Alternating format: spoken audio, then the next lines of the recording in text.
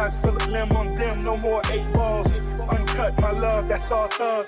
Calling different names in the middle of the club. Yellow brick road, told it's just a cakewalk. Now it's Philip Lim on them, no more 8 balls. Uncut, my love, that's all thug. Calling different names in the middle of the club. Gold president, you for the gold digging bitches. Bouncing on the benchy like I'm fucking hitting switches. I pull up like with the business. Fuck you niggas feelings. Puffin' drawers, paper, stacking money to the ceiling. I've been ballin' for a year too. I don't think I'm going back. Walk up in the club and make them bitches have a heart attack. Or shit, I say a heart attack. I go in the cardiac. I'm gonna let her ride. She ain't fucking and she walking back. You niggas be talking that same shit I'm living though. Faded like a Michael Jordan, but I'm Scottie Pippen though. Different state, different place, and I'm with a different hoe. Niggas hating in the hood. I ain't even tripping though. Yellow brick road, told it's just a cakewalk. Now it's Philip Lim on them, no more 8 balls. Uncut, my love, that's all thug. Calling different names in the middle of the club. Yellow brick road, told it's just a cakewalk. Now it's Philip Lim on them, no more 8 balls. Uncut, my love, that's all thug. Calling different names in the middle of the club. Oh, freaky, I'm the hottest nigga on the earth. Ain't had a job in years, but shit, I'm going to work. Me and Druggy talking murder, probably on a perk. You was with him a dead, go night on your shirt. Niggas on the east say east, you need to blow. Molly powder in the sun, he got me tweaking, ho. Disrespecting Pope and you get Peter Road. I seen 2 niggas get stretched out like a week ago. 1199, they with helicopters. My nigga took me to his trunk and showed me helicopters. We played Riverbank, grilling steak and got hella lobster. I'm from the border, whatever you order, niggas got it. Yellow brick road, told it's just a cakewalk. Now it's Philip Lim on them, no more 8 balls. Uncut, my love, that's all thug. Calling different names in the middle of the club. Yellow brick road, told it's just a cakewalk. Now it's Philip Lim on them, no more 8 balls. Uncut, my love, that's all thug. Calling different names in the middle of the club. Truthfully, how can they mistake you for me? You're a joke, an imitation, a spook for me. Call a referee, I consider it foul. They just follow my swag, Twitter my style, knowing I can make it go down. No Drano, son, I'll get up in your ass, no rainbow. I'm on my grown man, timepiece, no Trano. Cuts in the face, yeah, the watch so Mano. I body this joint, the song need a tag. Who wanna be the new single and get thrown in the bag?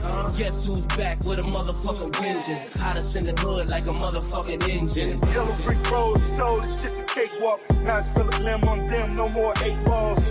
Uncut, my love, that's all thug. Calling different names in the middle of the club. Yellow brick road, told it's just a cakewalk. Now it's Philip Lim on them, no more 8 balls. Uncut, my love, that's all thug. Calling different names in the middle of the club.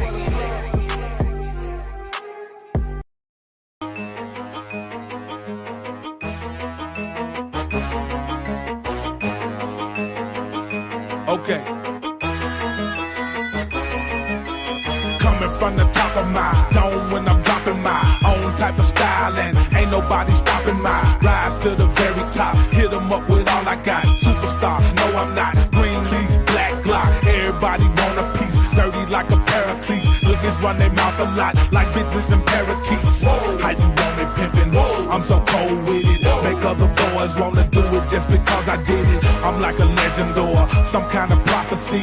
Sent here to set you free. Press play and follow me into another world deep inside your own soul. This in here they bigger than tattoos and cornrows. This not about making dough, not about no faking yo, not about who reach your pole, not about who toes no. This here about you and me. This here about poetry. This here about who we be. If you in here with me, keep your ears wide open. All real, no joking. If you feel me, throw your hands up in the air. If you feel me, throw your hands up in the air. Better keep your ears open. All real, no boasting. If you feel me, throw your hands up in the air. If you feel me, throw your hands up in the air. The motherfucking air. Now you don't know me. Why you wanna be all in my ear like you the paparazzi? Boy, I was full of game way before this rap thing. Real for the money came, that's why I will never change me. Ain't nobody like, even though they try to be. You don't think they are, but they ain't folding with me lyrically. Yo, I I was born with it, didn't nobody teach it to me. Over hot beef, tell you about what the streets did to me. Chose me to be a prophet and lead my people. Murder non-believers with lyrics that are lethal. I hit them heavy with it, yo, I stay ready with it. Come try to test me with it, regret you ever did it. Call who pimpin', I got my own back. You got that baby paper, I got them grown stacks. But this ain't about no bread, not about what they done said, not about what got them pleased. If you in here with me, keep your ears wide open. All real, no joking. If you feel me, throw your hands up in the air. If you feel me, throw your hands up in the air. Better keep your ears open. All real, no boasting. If you feel me, throw your hands up in the air. If you feel me, throw your hands up in the air. The motherfucking yeah, I gotta come again just to let you know the deal. 8 ways to company, beats come from Dude Real. We the chopper, should not nobody be freaking with. Slab riders, chopper city, how you just as duck and quick. This ain't about who rap the best, this ain't about who got the most. This is not no gangster rap, this ain't about no pimps and most. This here ain't no country city, ain't no way to label this. Memphis where I come from, Orange Mound veteran. But I represent whoever live in poverty. Hard working man is that, try to hustle honestly. Man, I represent who looking good and feeling nice. I know on that drink and drove, fresh clothes full of ice. We gon' keep it slumming, coming with the dirtiest. If you from the gutter, then I know you heard of this. This ain't about where you're from, this ain't about where you be. This here about feeling free, if you in here with me. keep your ears wide open. All real, no joking. If you feel me, throw your hands up in the air. If you feel me, throw your hands up in the air. Better keep your ears open. All real, no boasting. If you feel me, throw your hands up in the air. If you feel me, throw your hands up in the air. The motherfucking air. And put 'em on. Put your hands where I can see 'em. Put your hands where I can see 'em. Go ahead and put 'em on. Put your hands where I can see 'em. Put your hands where I can see 'em. Yeah, 8 ways, Rello, collab, slab 2 is going down, baby. It's your boy Milwaukee. Stop playing. What is cracking? It is your guy QB Passport Flexin coming in with a live stream open panel. What is good, everybody? Man, we only got 4 people in the building. What's up? No love. Where's everybody at? You know, I know I'm coming in a little early than expected. I got some things I got to do later on tonight. So let me see who is in the chat, what we got. First of all, for the 4 people that are watching, how is the mic? Can I get a sound check? 1 2 1 2. Is the mic coming in? Let me know in the chat, please.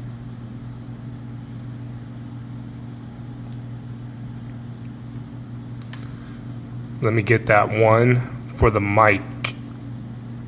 Alright, yeah. Okay, cool. Yeah, how to get a new mic? You guys were telling me the other one sounded a little muffled, and I don't know what happened, but I got a warranty for this one. It's pretty cool, sounds good, so the quality is great, and I really appreciate that. Okay, got my 1. Cool, sounds loud and clear. Yeah, definitely. Alright. B. Williams, what is good? Welcome back from the States, from Guadalajara, Mexico. Yeah, Guadalajara is definitely a vibe. You guys will really like that place. I have a fire vlog dropping next Friday. It's going to be a real signature video showcasing all of Guadalajara, including my trip. So you guys tune in for that.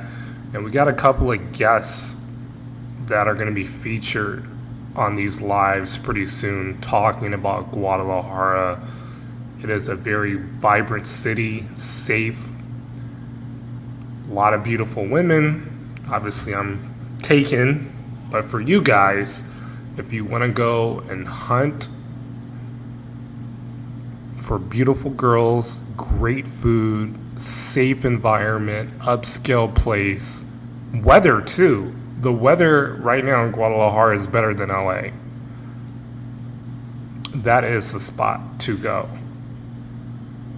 Yeah, definitely. If you guys saw the Instagram, you will see the Guadalajara info.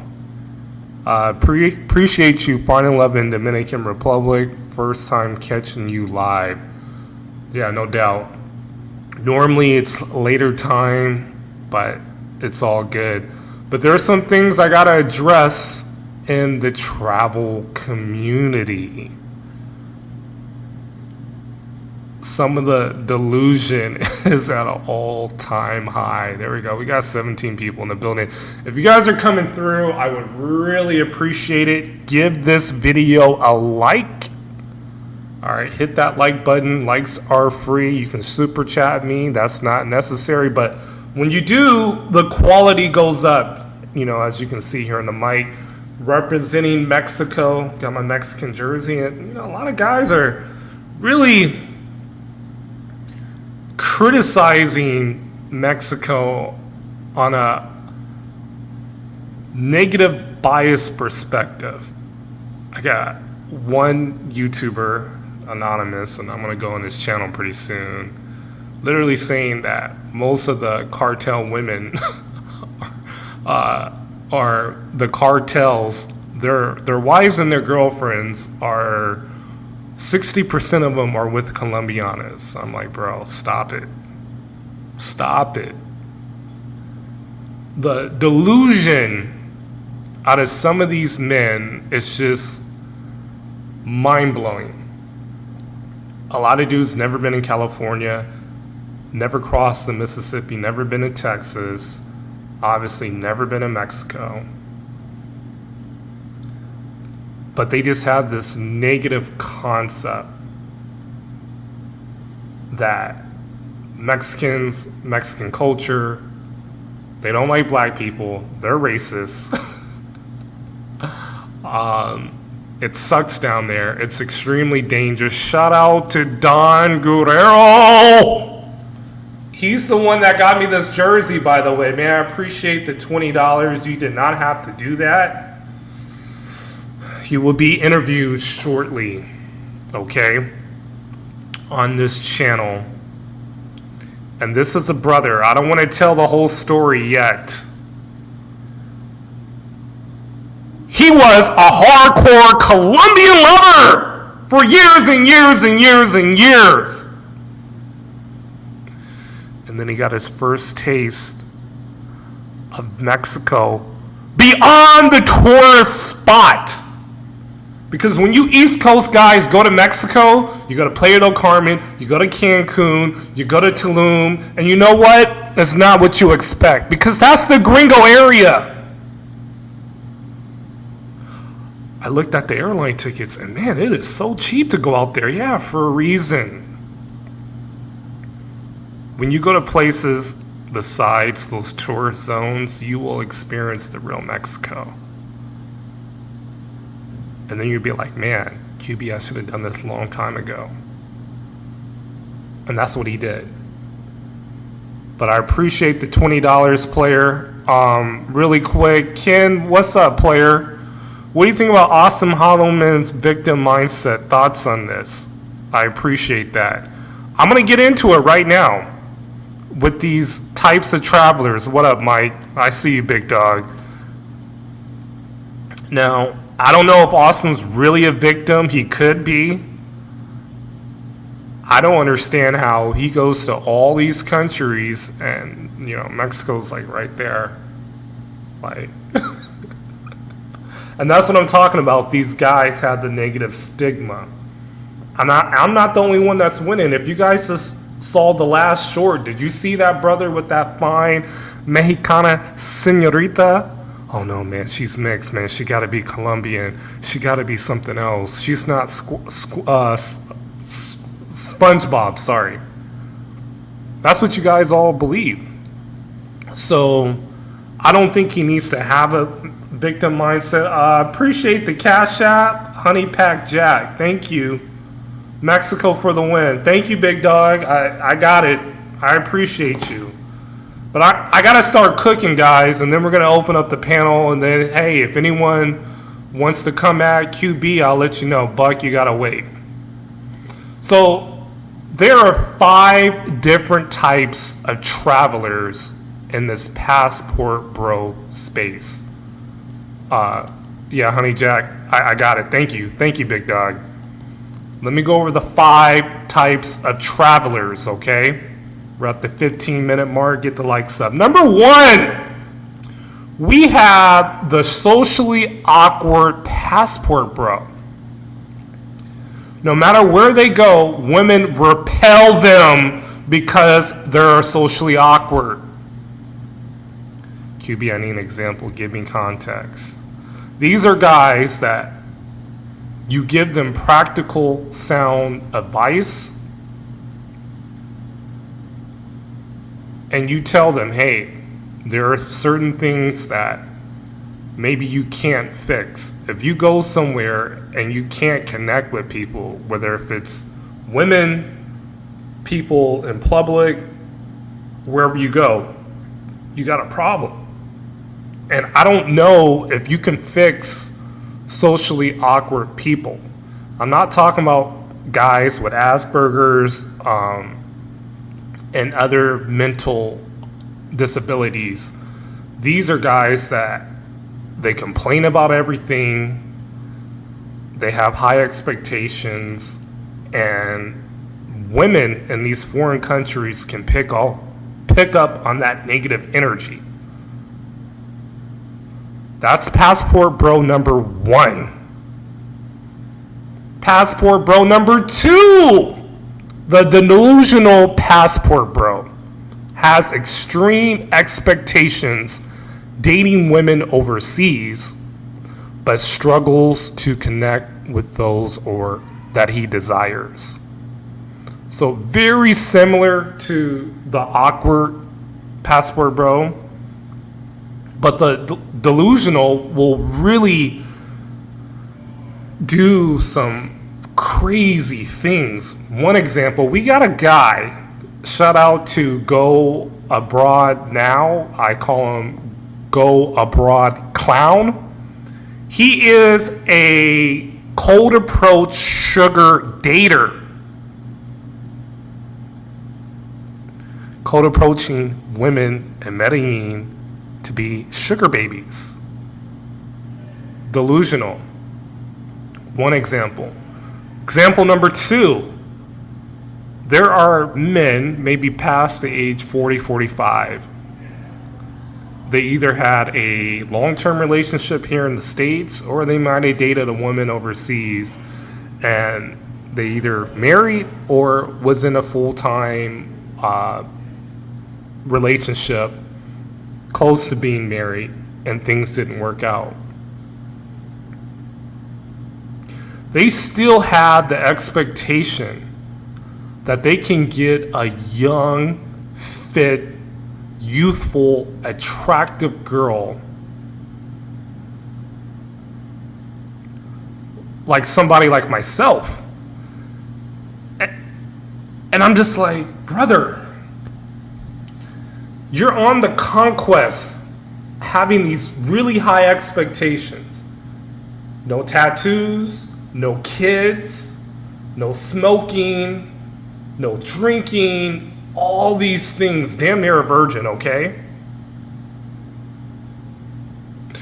And I say, hey, are these type of girls checking for you? Because if they're not, then your concept is very delusional. And they don't like to be confronted with the actual facts and the reality, but sometimes you just have to let people live, and life will give them that reality. Number 3, we have the notorious monger. Travels to pay for women because he cannot attract those girls organically. I'm going black pill here, okay? Tough pill to swallow. He solely goes to places where it's nothing but prostitutes. He doesn't care about the food, the culture, the environment. He just wants to go to a place where he can sleep with women. That's your number 3 guy. Now, I don't shame these dudes because they can be part of the passport bro 1, the socially awkward guy, where because women repel him due to his social awkwardness and possibly looks, okay? Because it's not all about looks. People got on me, you can be a Chad or a Tyrone, but you still need mouthpiece. You still need social skills. You got to be able to connect with women socially. Because there is a guy that probably matches you on the same looks level, but he can connect with that girl much better because he has better social skills. And that's not a form of game. But this monger has neither. But I don't condemn these guys because you know what? If it wasn't for the passport, they wouldn't be able to fulfill their sexual desires. We're not all on the same playing field. Some guys think we are, but we're not. There are some women that I might not be attracted to, or they may not be attracted to me, but they may like my homie, and vice versa. But I'm not going to have the mindset that I can get the same type of girl Johnny can get, or Tyrone or Leroy, etc. I don't have that concept, but a lot of these dudes, they have that concept. And then when you tell them about these errors, like, look, bro, they're only checking for these type of brothers, but go ahead and shoot your shot. Things don't work out. They get big mad. They shame the women. Oh, there's not enough quality over there. No, brother, it's a farm full of quality, fruitful women. They're just not selecting you. But the monger, on the other hand, he knows where he stands. And most of these guys, hey, this is what they have to do to get their needs met. I can't shame them on that. Now, the submongers or the undercover mongers, that's the guys that I do have the problem with.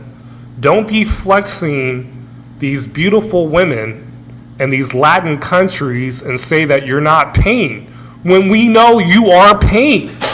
You're big capping. All right? And that's a problem when you come to some of these communities that these guys don't want to recognize.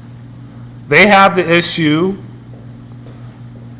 and they're going to tell you like, no, I got this organically. I use game. I cold approach. And they're lying. But I let them do their thing. Number 4, we got the sugar dater, okay? I kind of touched on this a little bit earlier. Pays for women to be his girlfriend. With QB, you pay either way. I disagree with that, and I'm going to tell you why in a minute. So he pays for time, short term or long term. They don't want a rotation of whores, okay?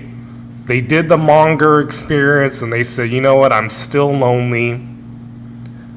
I still want a woman to accommodate me with her company. So because I can't get the girl that's under 25, that's fit, that I really desire, I'm going to go the sugar dating route.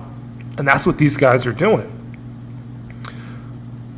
They want to be exclusive with these type of women sometimes. And I feel that because you desire that and want to be with them exclusively, that's where the emotional connection begins. And you have to be very careful because most of the time, these women still have a boyfriend on the side, and they're just seeing you because you're paying them. And that's where the organic girlfriend is a lot better solution because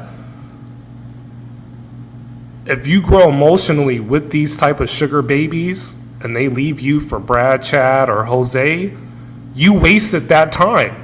Because a lot of these guys will say time is everything. Okay, I don't want my time to be waste. Well, understand, going the sugar baby route, you cannot sugar baby to make these girls your organic girlfriend. Get the likes up. Yes, you're absolutely right, DPJ. You cannot buy sexual desire. Oh no, man, you're capping, dog. You're capping. QB, I can be the 350 pound guy, or I can be the 5'1" dude, 5'2", or I can be the 65-year-old plus dude, and I'm still banging these young Latinas. That's what they're telling me. And I'm like, brother, where's the receipts? Okay. Passport bro number 5. We have... One second here. I clicked on the wrong button. Sorry. Okay. Get the likes up. 36 people in the building. Passport bro number 5. We have the adventure. Goes to places to explore the culture, the destinations, and nightlife. Women are secondary. He wants the organic experience, and territory does not matter. Not everybody can be on the adventure level, but I encourage you to do so. You want to go to places to where you don't even really have to do a pipeline. You don't have to do Tinder or Bumble. You show up, the women are already jocking you. As soon as you hop on that damn airplane and you check in, the TSA girl is checking you out. The girl that's checking in your bags is checking you out. The concierge is checking you out when you get to the hotel. The way to get to that level, you're going to have to self-improve. And that's everything. Finances, money, looks, social skills, social circle. All those things are very important if you want to reach the adventure level. Because I say that beautiful women are everywhere. It's not one place specifically that I can't get a girl that's beautiful. I can go anywhere. From San Antonio, Texas, to Santa Rosa, California, to Lima, Peru, to Culiacan, Sinaloa, to San Juan, Puerto Rico. When I'm looking to travel, before I have my girlfriend, I'm looking at destinations that are cool, that really spark my interest to explore.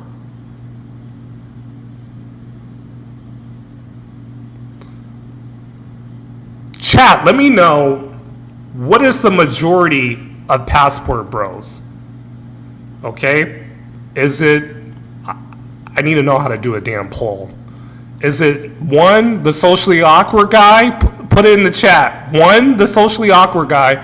2, the delusional guy. 3, the monger. 4, the sugar dater. Or 5, the adventure. I want to know in the chat right now. 21 people in the building, get the likes up. I wish I can do this damn poll. I need to do a tutorial to figure that out, but that's all right. So, I think it's very important when you're watching this content that you're watching someone that you can really relate to your lifestyle. All right, combination of all. Yeah, that's a good one right there. 1, 2, 3, 4. Gotcha. Yeah. Player with passport, the list again, as I stated earlier, one more time. One, I want to know the percentage of passport bros in this space. 1 is the socially awkward guy, 2 the delusional, 3 the monger, 4 the sugar dater, or 5 the adventure. Yeah, definitely. Very few in the minority. But again, you can bring yourself out of that if you do what? A little bit of self-improvement. Now, moving right along before I go ahead and open up this panel, I'm going to do a little reaction here. There's been a fight between passport bros. I'm sure you guys heard of the Richie Mack and Tom Young fight. And this kind of brings me up when I had my fight with Milano. I don't know if you guys remember this dude here. This was highly entertaining. Let me bring up his photo really quick. But passport bros are back on the fighting tip. And we gotta represent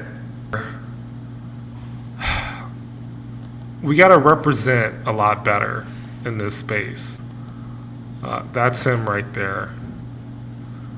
If you guys don't remember, that's Milano. But shout out to Milano. When I was dealing with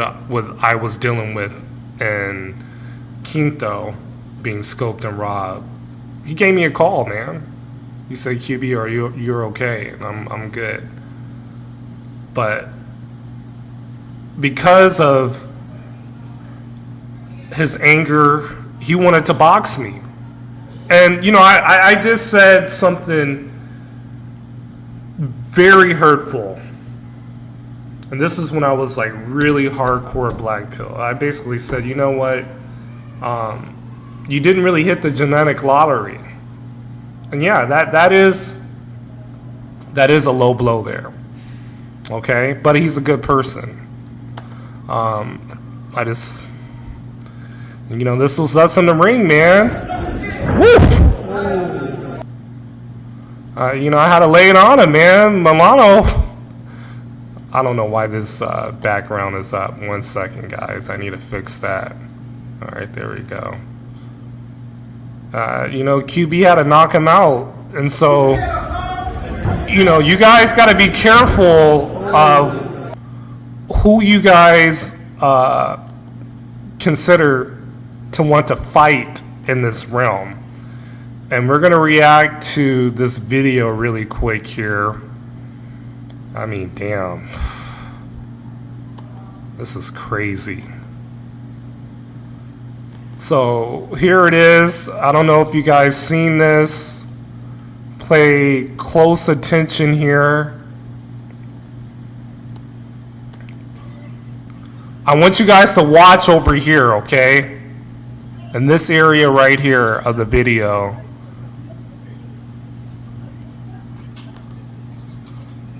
Wait 1 second. Hold on. I gotta play that a little bit slower. So here's dude with a cane. Okay, mind you, this guy he's a little bit bigger than me. Pause. Like 6'4", 6'5", maybe like 275 or 250. Okay, so this is a big black man. Pause. And then Richie Mack, I don't know his stats, but he's not the same size.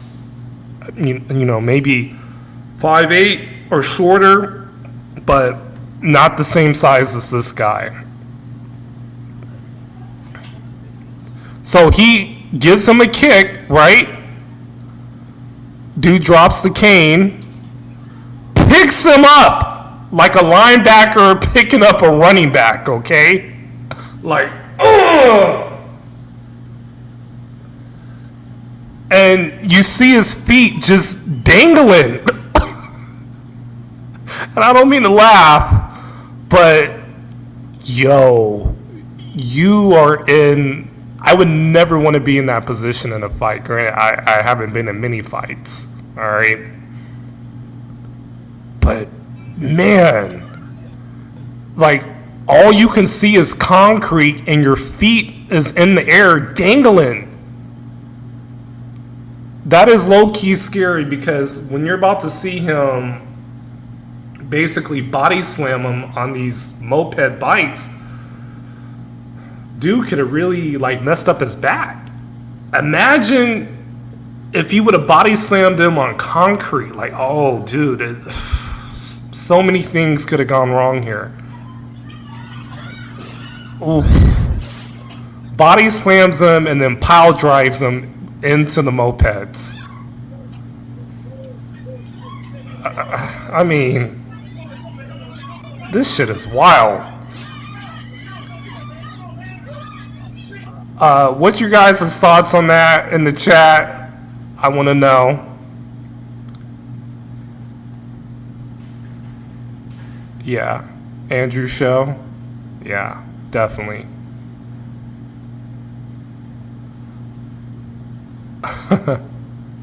So Richie Mack is 5'4". Yeah, people want me to do that. I'm down for Peso Man, definitely. But this is crazy. Uncle Gun's wild. 29 people in the building, get the likes up. This is what you guys are doing. Risking getting out of the country. Like, make it clean. Like, if you're gonna go out and fight, enough of that. Go do it in the ring. Like, hey man, if you got an issue with me, we're gonna handle it in the boxing ring where it's legal. I mean, out there in the middle of the street, broad daylight, the police could have easily run up on these guys and they both would have been arrested. Probably facing being deported.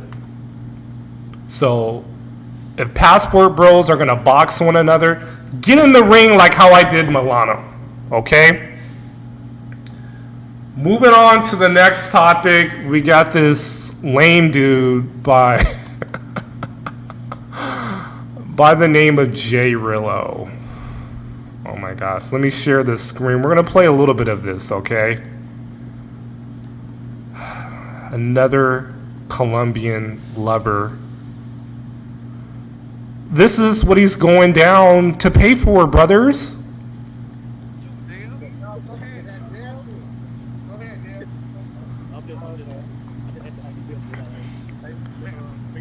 I want you guys to really see this girl clearly, okay? I mean, she's not bad looking, but way past her prime. You are going to Cartagena to flex this on camera. I would put him, he's definitely a monger, okay? But yo, this is like a 30, probably a 35 plus single mother. I don't understand how are you paying for this? And he paid $100 to accompany her. I'm not saying that this woman is ugly by no means, but the expectations that you brothers have going to Latin American countries is way up here, but you're paying for this. I don't get it. Can't speak a lick of Spanish. The body language. You're paying for a woman that has zero interest in you. None.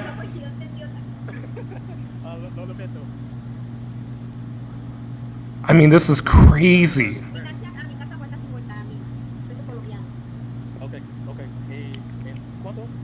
Like, I really gotta teach you guys about body language.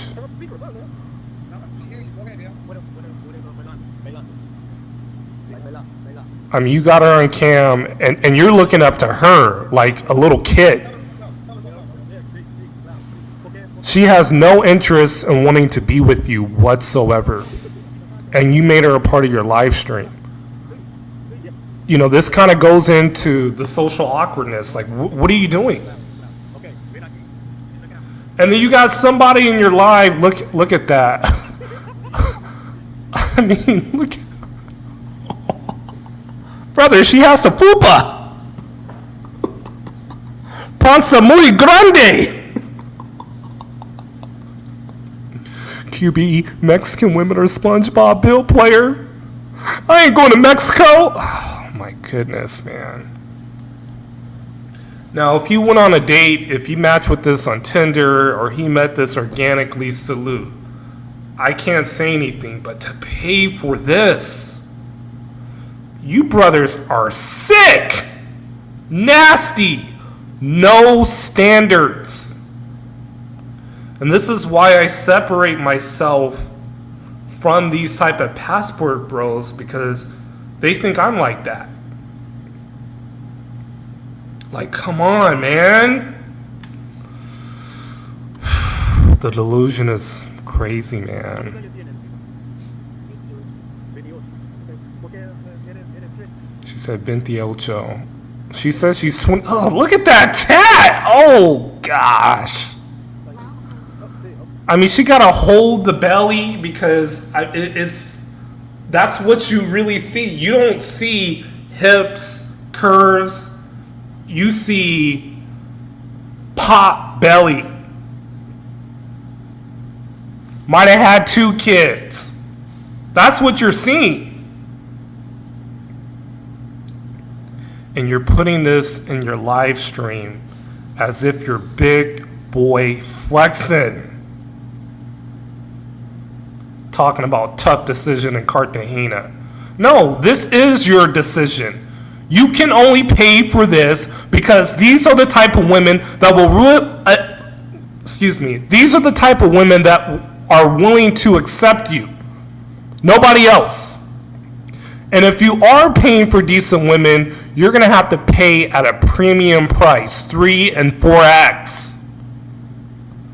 QB, that's not true. You're hating on me, dog. Again, I can only go by what you're posting and by the facts, brother. This is nasty.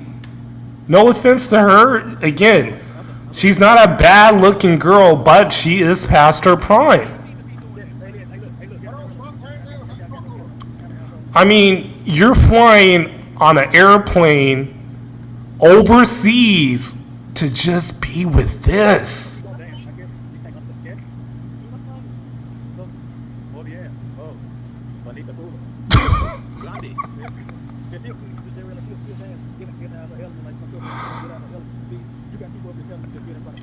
You got somebody in your life like coaching you how to interact with this Colombian woman.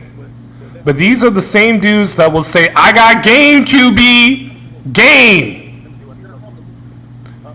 You don't understand. I got game.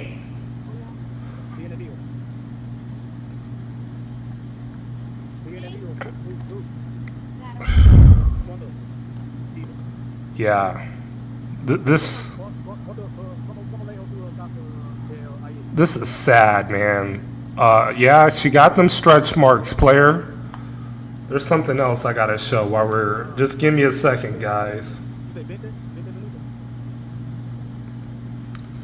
It's the last thing I'm gonna show, and then I'm gonna open up this damn panel.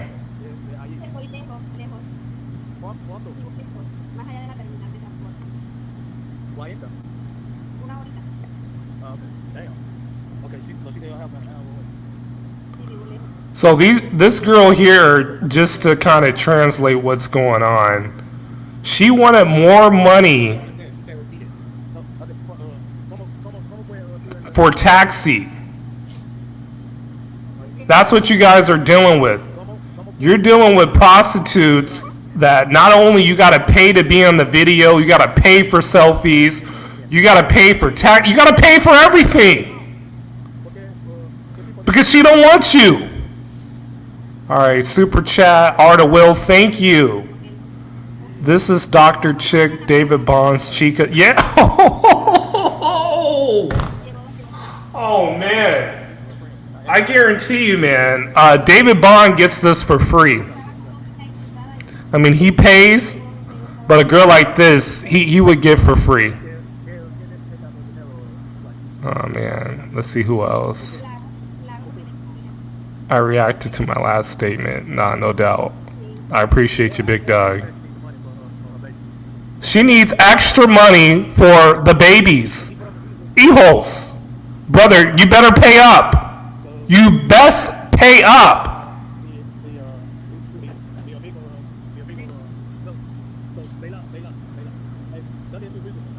I mean, Jay Rello definitely has the dad bod going on. That's why you don't really see him on camera with this girl. All right, but this is enough. But this is what brothers are going to Cartagena to go pay for. So if you got to pay for single moms to satisfy you, I really feel bad for you. I seriously do. There's one more thing I want to show, and then we're going to open up the panel. This is the last thing that's very important. Shout out to the Andrew Show. We're going to share this, Drew. Okay? Shout out to you. Go sub to his channel. But he had this in his community post. And look what this says. This is a Colombian girl via Tinder. Lore 29. No passport bros. By looking at her, she is a fair-skinned woman. And she says, I don't want you passport bros. This is very telling. Because I tell a lot of these men that love Colombia, look, a lot of these girls that are fair-skinned, they're not dealing with brothers. No, man, that ain't true. QB, you're wrong. Again, I asked for the receipts. I don't get receipts. And what really supports my argument, I'm going to show you a nightclub. There's a very famous YouTuber. He's anonymous, but he goes around to all these places in Colombia. He even goes to some of these beaches, which these guys don't tell you. When you go to beaches in Cartagena specifically, I don't think Santa Marta has the pros on the beach. They might. But these women are cold approaching you to solicit their, service. But these YouTubers, and maybe we'll show this before I open up the panel, they will, you're there and you're seeing all these girls in the lives, and you're like, man, they feeling a brother. If he can do it, I can do it. They don't put the disclaimer like, no, this is a prostitute beach. This beach is filled with prostitutes. If you come to this area of the beach, yes, women will come to you, the vendors will come to you. But these are women that are on the menu. So it's a little misleading. And again, I'm not hating on what guys do, but it's like, is it a flex? You guys let me know. $2 super chat. QB is having his way out there on the streets. Thank you, sir. Again, it's all about being transparent, because when you mislead your audience, it can come back on you. And that's what you don't want to do. But this is a prime example. And this YouTuber posted this nightclub here. Dulcina. Now, I'm not gonna lie. This, if I was a single guy, I would go check out this place here in Medellin, Colombia, because it's prostitute free, at least I think. It has great reviews. It's classy. And the women look good. Especially this one right here, right? Oh, QB, you have a white girl fetish. No, I don't. I like them all. But I'm not trying to get copyright. So let's see if I can click on. Okay, good. I'm telling black passport bros specifically, these type of women in Medellin, Colombia does not want your black ass unless you pay. These white Paisa women are not checking out for black men. But because she is so beautiful, you guys are growing in drones out there. And salute. But it proves my point that because of beauty, beauty determines behavior. The same thing with men and women. Beauty determines behavior. If you want a woman that's going to be submissive to you, you have to meet the looks threshold. You have to be appealing. Yes, you display your masculinity, but she has to look at you as if you are God. Sorry for yelling, but I got to get the point across. Now, if you come to Guadalajara, and if you're a smooth brother, you can get something like this. But QB, Mexico is SpongeBob built. Now, when I open up this panel, and if you guys tell me that I'm wrong, I would love to see these type of receipts of brothers with something like that. But mighty funny, all your receipts are in Medellin, Colombia. Medellin, bar girls, pros, casas.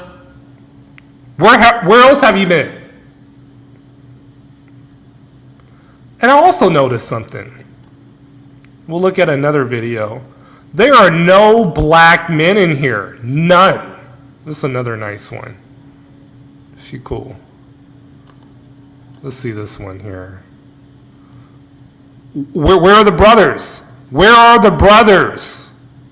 All these beautiful white, Spanish, Colombian girls and no black men. They don't want your black ass in this club. Do you know these women look down on you because they know you pay for whores? Let's see. Let's go ahead and see another one. Again, there's a nice morena. Wait, go back, QB. Again, where are the black guys? Where are the brothers? I don't see y'all. And this is a club. I did my research. This is a nightclub where the women are not on the menu. This would make me want to go back to Medellin. Like, oh man, okay. Nice. You can look at the Google reviews, no scopamine, no none of that. You can tell this is very high end. But I don't see the brothers in here. I watched about 4 or 5 videos, no brothers. None of this, no color.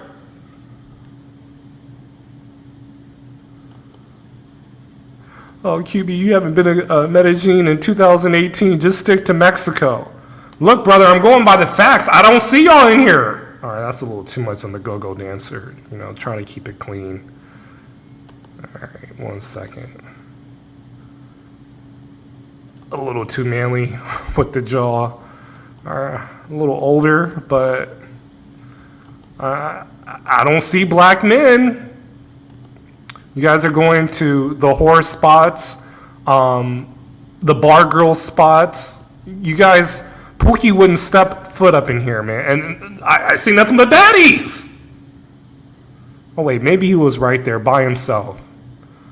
Let's watch this reel one more time. I think I saw a brother, but he was by himself because they weren't selecting you.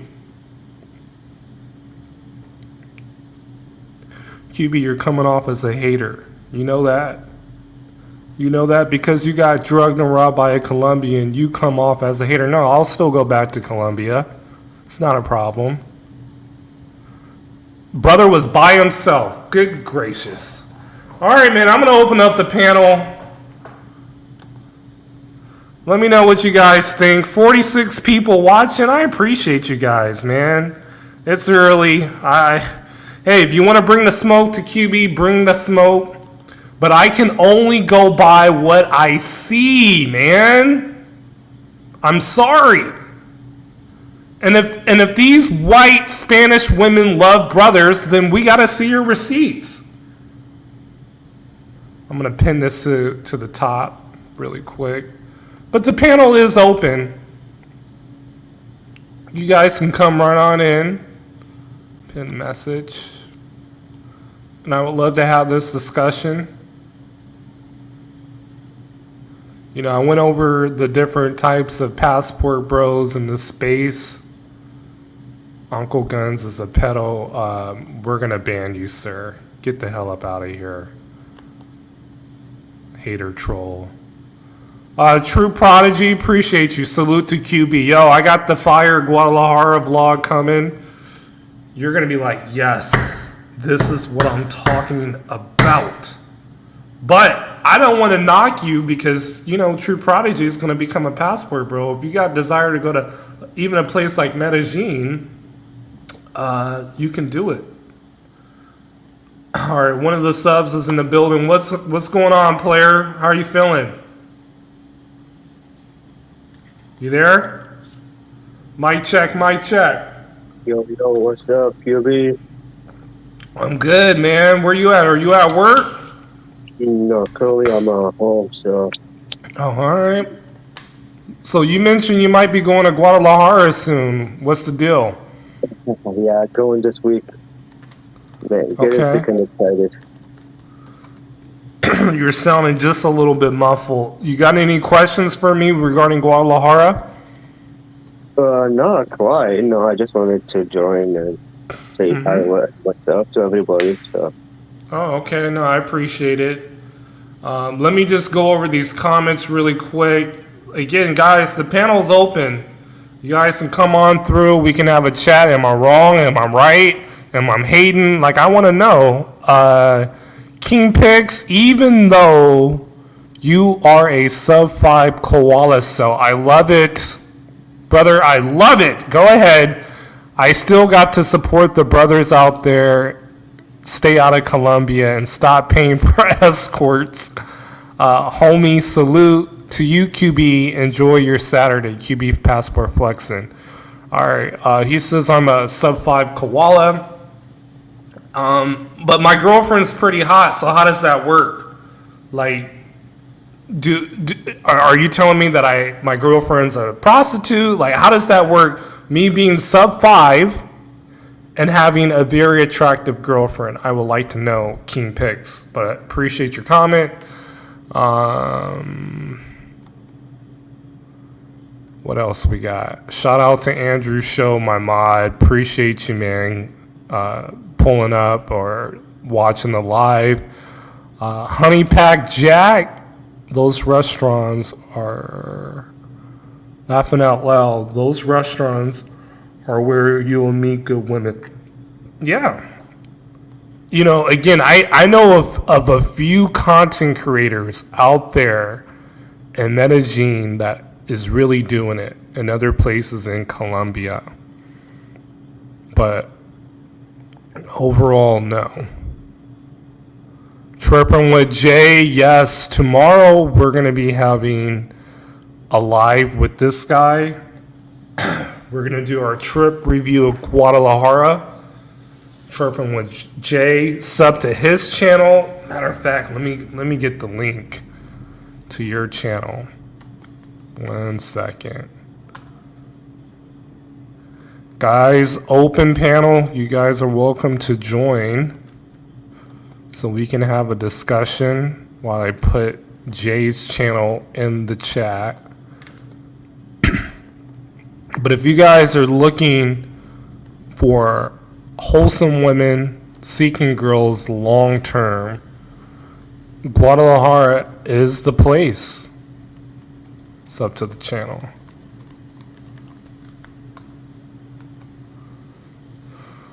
Don Guerrero, yes, I want to save what we experience later, player, but yes, one of the best trips of his life.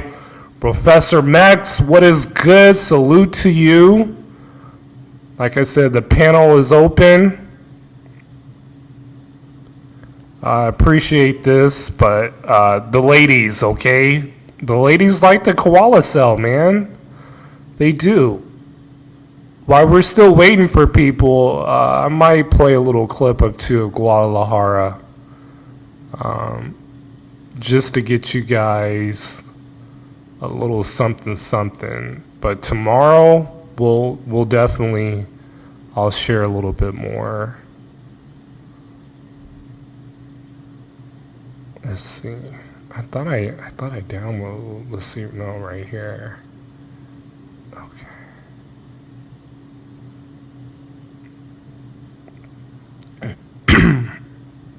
I have a short coming up, but anyways, open panel, guys.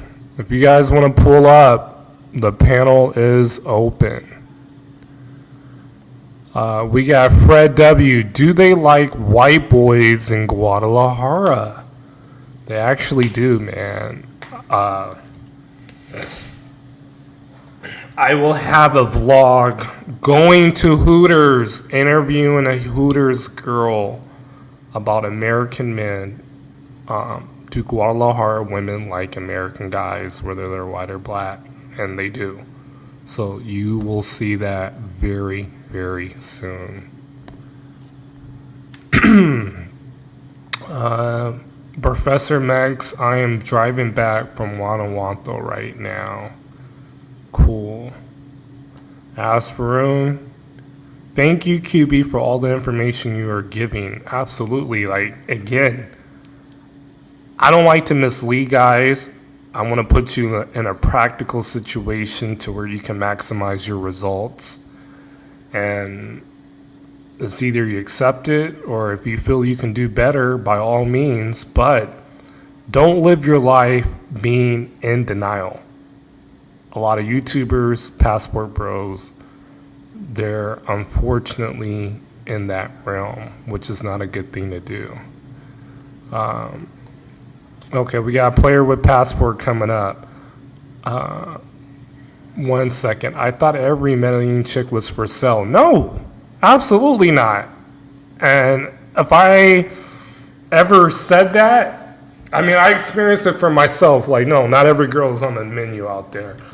Player with passport, what is good, fam? How you doing? Oh man, I'm cooling, man. I'm cool. Oh shit, I'm cooling, brother. I'm cooling. You know, I had to let it out, man. I mean, Yeah. These guys, again, we're going off the information that we are presented with to make an informed decision. And that club, for example, literally, there was a black guy, and he was by himself. Yeah. They were not choosing him. That might have been me.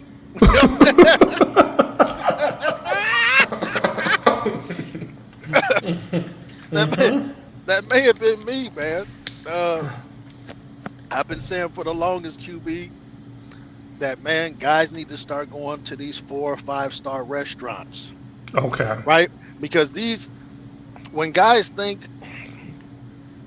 you know, soon I'll find out how things are in Mexico, you know, but when guys think of restaurants, they don't understand how these restaurants are set up outside of the United States. Mm-hmm. A lot of these restaurants are set up like a lounge / restaurant. You know, it's like a high class restaurant / slash lounge, you know? And Right. So really quick, can you give us an example of a place or share like an experience that you had overseas in these restaurants lounge? sure. Okay, so there's a place in Bogota. Everybody knows this place, man. Andreas Carnetas. Okay. Okay, Andreas. And in Bogota, it's got like 4 different levels. Oh, I'm looking at it right now. Yeah. One Andreas, second. Oh man, this looks nice. Okay, see again, guys, you get an education. Okay, so Yeah. tell us some more. Why we're reviewing this? This looks very nice. Yeah, man. And so that place, like during the daytime, like lunchtime, you get a nice little crowd in there, but you get your lunch crowd. You know what I'm saying? But at night, that place turns into the place where if it's a girl's birthday, a woman's birthday, or maybe a work gathering after work, they're going there. Right. I mean, so many different. I got a video of it. I have pulled up in there because when I first got to Bogota, I was rolling solo. Well, I still roll solo, but I was really on my solo tip because Mara and Cash, they had left, so I was pretty much like starting over again, like trying to find my way. Right. And I'm in there one day on the solo tip. They because they do like this birthday thing, you know. If it's your birthday, you know how restaurants are. They come over there, hey, Right. QB, they dance and all that shit. I'm Right. sitting there completely solo. Right. There's a group of females in front of me. There's about 4 of them. Right. So they're doing the little happy birthday thing. The girl's birthday, they're twirling her around, having her dance and all this shit. And the people of the restaurant that do like the birthday thing, they grab me like, yo, come dance with her. I'm like, well, fuck it. I Right. can't dance, but I can look cool. You know Right. what I'm saying? Uh huh. So I'm just kind of dancing a little bit, bullshitting or whatever. 2 of the girls spoke English. They worked at a customer service center for a life insurance, for a U.S.-based life insurance company. So yeah, so they're like, hey, you here by yourself? I'm like, yeah, I'm here by myself, just cooling. You Right. know what I'm saying? Like, this is real shit. They're like, well, won't you come hang out with us? I'm like, are you sure? Like, I don't want to interrupt the birthday party. Like, oh no, it's cool. Make a long Nice. story short, I hang out with them all night. Right? We leave there. We go to a place called La Chula. Now, really quick, Yeah. did you get the vibe? Because we know right now Colombia's hot, specifically Medellin. But what made you make the decision that these girls were trustworthy enough to go bounce with them to another place? Can I keep it a buck on here? Yeah, go ahead. What's that singer? Life of a Gallus or something like that. I think I know who you're talking about. So it's just a vibe. I'm that guy. It's Okay. just a vibe. I'm that guy. Okay. You know what I'm saying? When you listen, man, and I think this would apply for anywhere. If you're just a good dude, man, and you got good energy and you got good vibes, man, you're gonna attract the right kind of people. You hit the nail on the head earlier when you said that. Damn, what the hell did you say? These females, they can pick up on sucker energy. Yes. They can pick up on weirdo energy. That's female intuition at its best. No matter what the language is, you don't even have to speak their language. They know based on your energy, whether you are attractive or not, that you are a weird, creepy motherfucker. Yes. And then the reverse. They know, like, this guy, no, he gets women. Okay? Yes. Yes. Especially Continue. if your presentation is correct. I think Andre, he had spoke on it. It was like a few days, like a couple weeks ago or something like that. And your presentation, fellas, the way that you are dressed, right? If you come up in there looking like Migos, you're probably going to turn some females away. Shane, what's good? Hold on. Tell us about yourself, man. Uncle Guns, I'm gonna rape you. Okay, we gotta. He's banned. Okay. But yeah, man, if you come up in there. I'm sorry. Go ahead, brother. Go ahead. No, keep going. I'm gonna read these comments, man. We got somebody is trolling on my mod here. Guns, I banned him, and you got permission to ban that person. But go ahead and continue, brother. Yeah.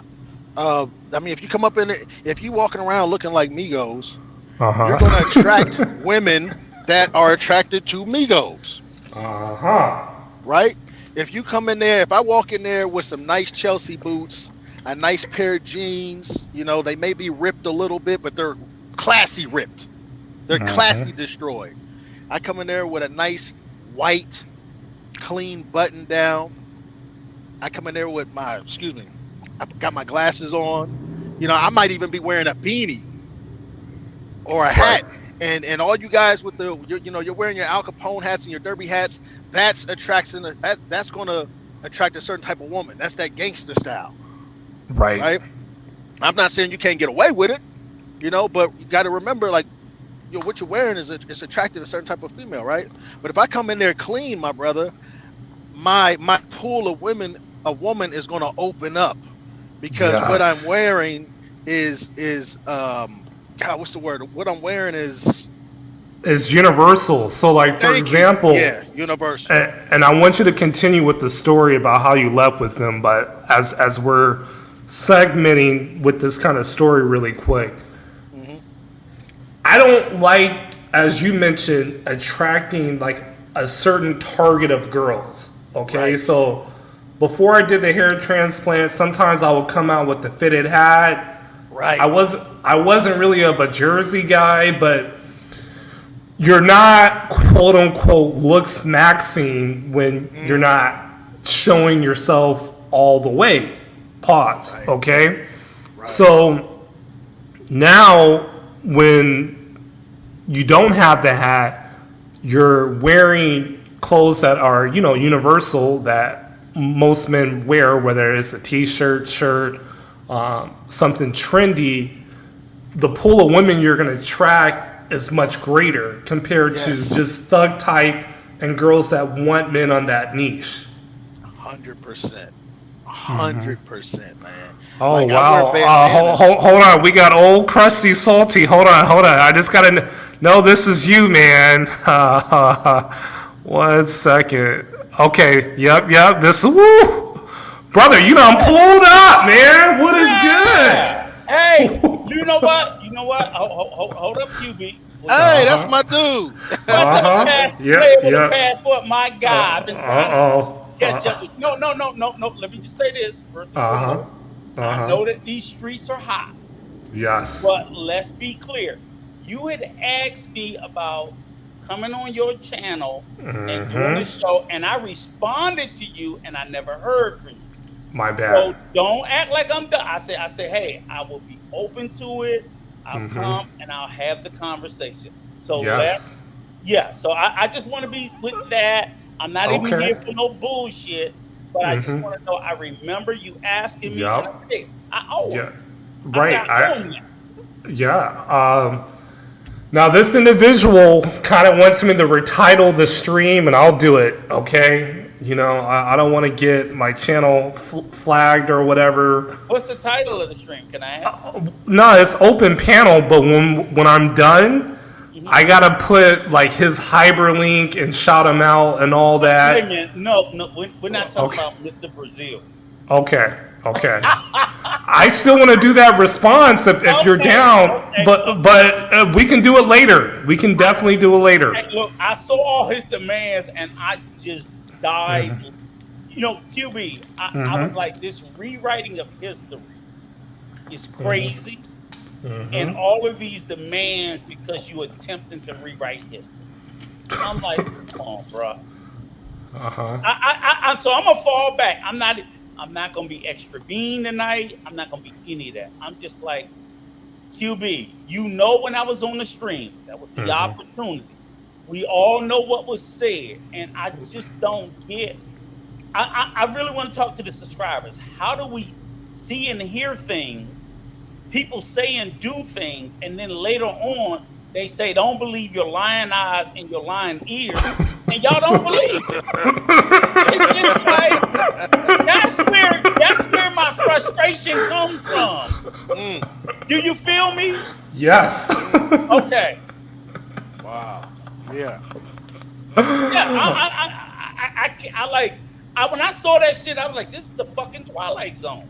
But go ahead, QB, with your show. Right. So really quick, player with passport, finish off where you left with your story. So you were at that Andrea's place with the girls, and then what happened after that? You went to another place? Yep. They're like, what are you doing?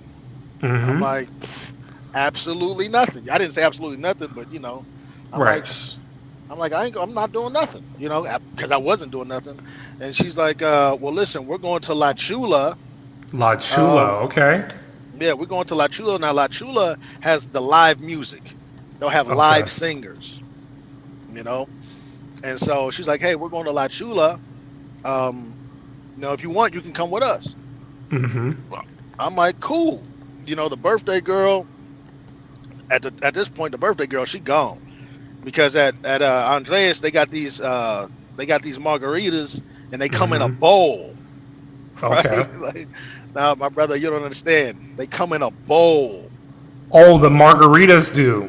Big ass bowl. Okay. They come in a bowl, man. So, you know I was on my way. You know what I'm saying? I had knocked down probably 2-3 of them. I was already like, it's over. I could have went to the house and went to sleep. You know what I'm saying?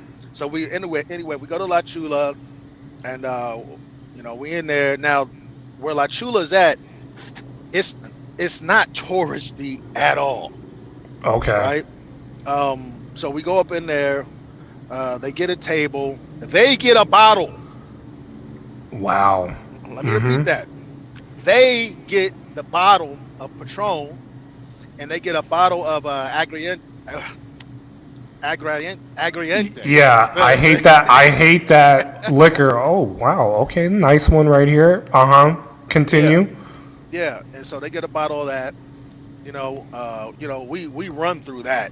You know, because we doing a happy birthday. You know, Feliz birthday. You know what I'm saying? We doing all that. Hey, player, can I ask you a question? Yeah. From looking at these pictures, that's a place that normally you don't see passport bros in, right? Right? See what I'm saying? See how a little bit more upscale travel is different. Yes, man. Listen, I think I could count on I could count on one hand, not using all fingers, the number of gringo of American travelers that I've seen in there. The times that I've gone in there. Right. And that's the thing is, it's like trying to tell these guys about, look, travel is more than just chasing after chicas and play. Right. It's because so much more. And I see nothing but women on these damn photos. Nothing but women. Oh, and look, not just women, but see, so when they say, oh, I'm dating regular girls, this is what I expect to see. This is what I expect to see. But this is not what they show you. No. Can I be serious, player? They don't never show you this shit. They show you the complete opposite. Right. So to include with all the shit that's going on in the streets, you don't see this. Yeah, you don't. And go ahead. Let me give y'all a quick, I guess, what we guys call it, a cheat code. Let me give you guys a quick cheat code in the chat. All right. Let's say when you meet these women, right, and you get their Instagram and all that, when they go to these restaurants, right, you need to follow that restaurant. Ooh. So that's something that, hey, when I'm in town, I'm gonna go to this restaurant. Facts. You know, follow the restaurant. Thank you, player. Thank you. Yes. Yeah, because when you get in town, it's like, okay, boom. Especially when you're dealing with quality women, because quality women all hang out at the same places. You know, they're all going to these different type of lounges and restaurants. But They anyway, got Don Julio. Cool. Salute. Go ahead. Yeah.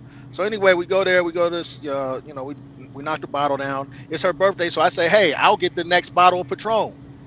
She's like, "Oh, thank you. No problem. That's gentleman shit. It's called etiquette, fellas. It ain't called tricking." Okay. Thank you, sir. You killing me tonight. You killing me. So get that bottle. Blah blah blah. At the end of the night, we had took some pictures. And I got the phone number of the one chick, and I think it was probably, and this is no cap because I don't do that, especially when it comes to females. I think it was like 3 or 4 days later, I got with her again, and I knocked her down. Nice. Yeah, I knocked her down, and just some real quick sauce.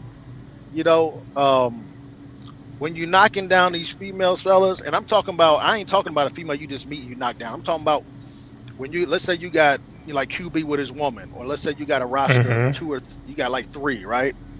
I see Brad up in here. Look what Brad got. Yeah. Brad's saying, look, you passport bros, you broke motherfuckers that be flying on Spirit, tricking on these white Colombian girls.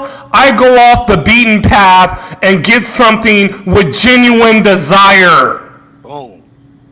Go ahead. Sorry for cutting you off. Oh, no, you're good. I love it. And so, what was I saying? What was I saying, man?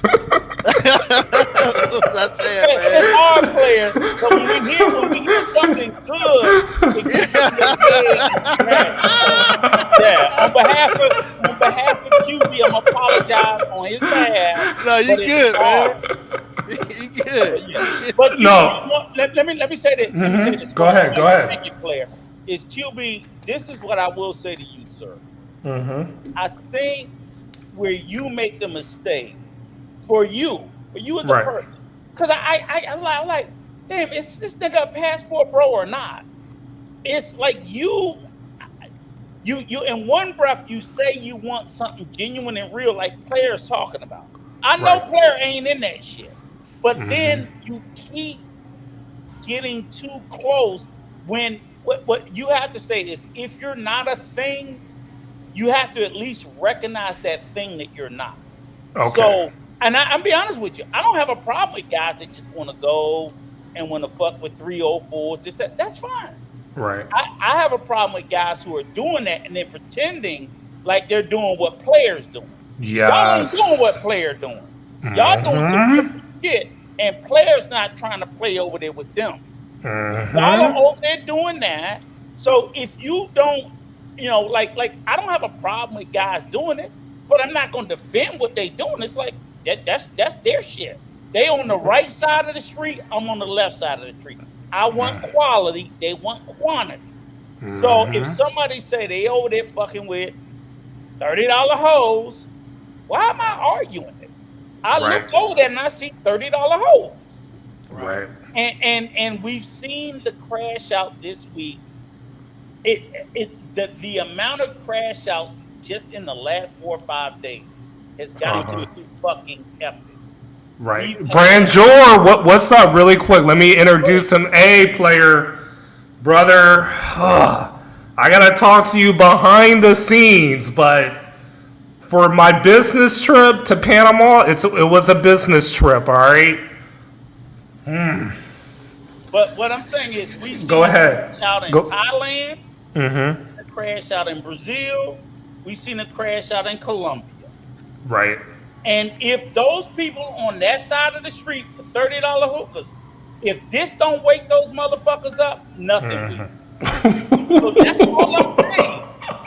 So all I'm saying is, QB, ask yourself, do you want to be on that side of the street? Right. I absolutely don't.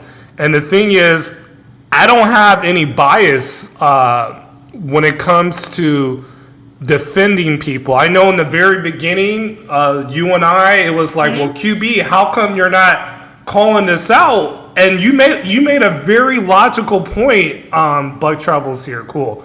You made a very logical point. I'm like, well, damn, he is right. It's like, if you're not calling it out, then you're low-key supporting it and let it go by. Listen. Yes. Mm-hmm. And that's all. I'm not gonna try to paint everybody with the broad brush. I'm not gonna say, oh, you all in it. But my thing is, like, even right now, I said we're at tonight, and I'm gonna give it back to you in a minute, Claire. We're in the height of this major thing in Thailand. Yeah. And people are literally saying, I was like, nigga, we all got eyes. We all saw what we saw. So niggas are literally telling me I didn't see a motherfucker run up to somebody and kick somebody. That's all I'm saying. That's some epic world-class gas. Like, well, he was hurt. I don't give a fuck. If you run up to a nigga and kick him anywhere in the world, expect to get your ass whooped. Period. Fuck Passport Bros. Fuck YouTube. Fuck the internet. If I'm walking out the store and you kick me, I'm gonna dog walk your ass. The end. Am I bullshit? But yet, I'm getting kicked. It's my fault for dog walking your ass. No, it's not. Right. It's not. I'm sorry. Brangier, what's up, man? You got any questions for me? Anybody on the panel? What's good? You're on mute. You're on unmute yourself. Okay. Wait, hold on. Okay, you there? Brangier. All right, I can hear you. So, what's up? Any questions for me or anybody on the panel? No, I just happened to be strolling by and I saw everybody coming in and have my drink. I'm in my Saturday drink and enjoying myself, but I'm just enjoying the show, man. I'm just okay. Okay, no doubt. Bug Travel, what's good, player? Thoughts, comments?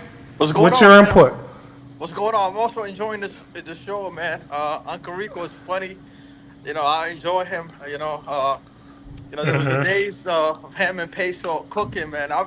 Them days I was laughing, man. I was like, these two guys were cooking like crazy. But to add to the topic, man, the thing with me is like, I travel for the experience, the food and the culture and all that. The women. Which traveler are you? First of all, are you number one, the socially awkward? 2, damn, I had that. Let me bring up that list again. So one was. It might not be on the list. It might not be on the list. Okay. I'm the traveler. See, the thing is, there's been places where I went and I wasn't looking for that kind of activity. I wasn't looking for women. I just want to chill. I just want to chill from work, relax, reflect, recharge, come back. See, the thing with me is like I still stay here in the Matrix, but the thing is like I travel for the experience. I just want to see different environments, see different culture. The food, I love Lima, Peru. I love the food up there. Panama. When I went to Panama, don't get me wrong, I still had fun over there. Panama is where I can see myself doing a business deal out there, like buying a property or land out there, because there's so much business opportunities out there. Right. Hold on really quick. Brangier, your audio is kind of coming in a little. I think you might need to fix something, or you have something in the background, but just fix it really quick. Shout out to Kings. Hey, Kings. It's an open panel tonight. Red Pills, big up. QB in the panel. Salute to you. I know you love Colombia, bro, but the story by Player with Passport was very inspirational. Like, look, you can go to a restaurant and honeys will be waiting for you, willing to greet you and open up to you, and damn near cold approaching you to have a good night. QB. Go ahead. Colombia, where Bogota is actually the Guadalajara of Colombia. Not a lot of passport bros go there. Okay. Not a lot of passport bros go there, and a player with passport can attest to this. They don't go out there. First of all, it's too cold. It's too high up in the mountains, and it's different. The brothers, they go into Cartagena, and they go into Medellin, but mostly Cartagena. Cartagena is like the number one. Bogota is referred to as the concrete jungle. Oh. Hey, I've been to Bogota. Bogota's cold, nice. If you go to San Jose, it's different in Bogota. Bogota's different, man. Bogota's different. Absolutely. Different. I mean, you got to go to where the girls are at. When the girls are at, they sleazy, they come fast, and it's crazy. But it's a lot of party scene in Bogota.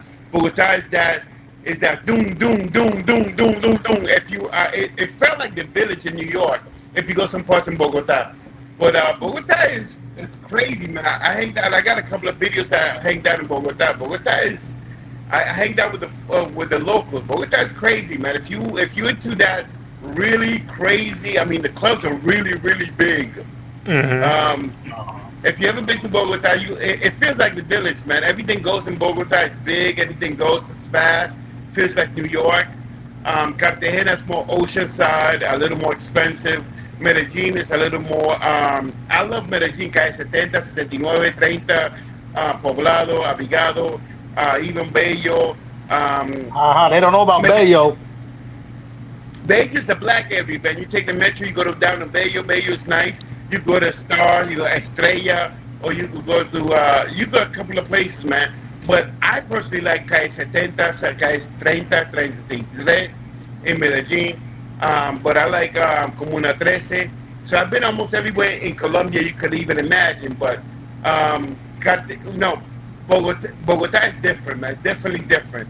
It's a faster pace. Yeah. Definitely different. Can I ask you a question, Brand George? So yeah, what's up? What's going on? And I appreciate the information. But my thing is like I keep coming back to the space of like how shit is crazy right now in the travel space, right? So I'm like, okay, you a brother, you travel, you Panama, Colombia, all these different countries. So if I come to you and I'm say, hey, George, tell me what's like Colombia. Like the information you just gave me, I'm like, oh, I'm eating that shit up. That's good. Right.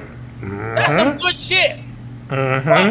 Same here. Average nigga in Colombia, he trying to sell me a consultation on some bullshit. or he's just telling you about it. And what I'm trying to hold on, Brando. The problem is this is where the problem in the space is. You just gave us the real fucking deal. Some solid, useful fucking information for nothing. But I got a nigga in Colombia trying to sell me some bullshit. Brando, hear me, brother. You gave a nigga a solid and you gave it from the fucking heart because you trying to look out for a young black man who's never been to Colombia before. And you like, brother, I want you to be safe. This is how I want you to move. And I'm not trying to fuck. No, hold on. I'm not trying to fuck you over. I'm not trying to turn your pockets inside out by selling you some bullshit to go to Medellin to get fucking scoped. You did it right. And what I'm saying listen, what I'm saying is my problem is too many niggas in the space doing it wrong. You did it right. Don't apologize for it. And what I'm saying is people who like you, myself, and others, we got to start calling out motherfuckers and say, stop doing this shit, because I think about a 25-year-old Brand George who's never traveled before, and the first time he come to Colombia, I want him to be safe. That's my issue. Okay, but let me tell you this. Hold on. Let me just read this super chat really quick from Kings. Thank you again. I'm done debating about Colombia. I'm good. All right.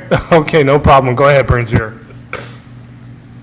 When I wanted to go to Cali, because I've been to Cali and I have family in Cali, I call friends that I got in Cali. I've been to Cali at least 10 times, man. I love Cali to death. When I went to Cali, I spoke to Andre from Andre Crossing Borders, man. I had to do a consultation. I paid $100. I spoke to him 2, 3, 4 times. He spent some. Sometimes you have to pay for knowledge. I didn't know enough about Cali, so I wanted to know. I went to Cali the first time, man. I went to a strip club. I could tell you I could tell you stories about Cali you wouldn't even imagine. But then I had some friends in Cali and met up, went to their house, chill, hang loose. I had a blast. I went to Parque Perro. I went to San Antonio. I was in Calle 5. I went to I went a lot of places in Cali. Buena Vista, I got family in Buena Vista. I call family to this day. I go and hang out with them all the time. They call me all the time. Been to Cali, love Cali to death. My favorite one.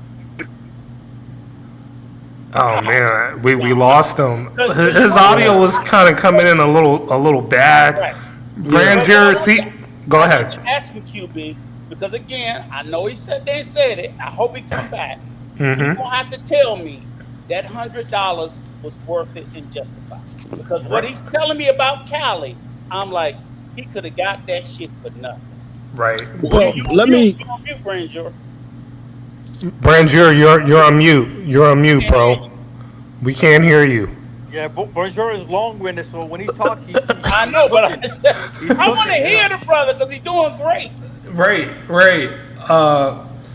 Let me just type it in the chat. Brandier, you're mute. Yeah, he's long-winded, so when he's talking, he's cooking, man. He's going at it, man. I know. Damn. Oh, Well, yeah, let me. He's aware.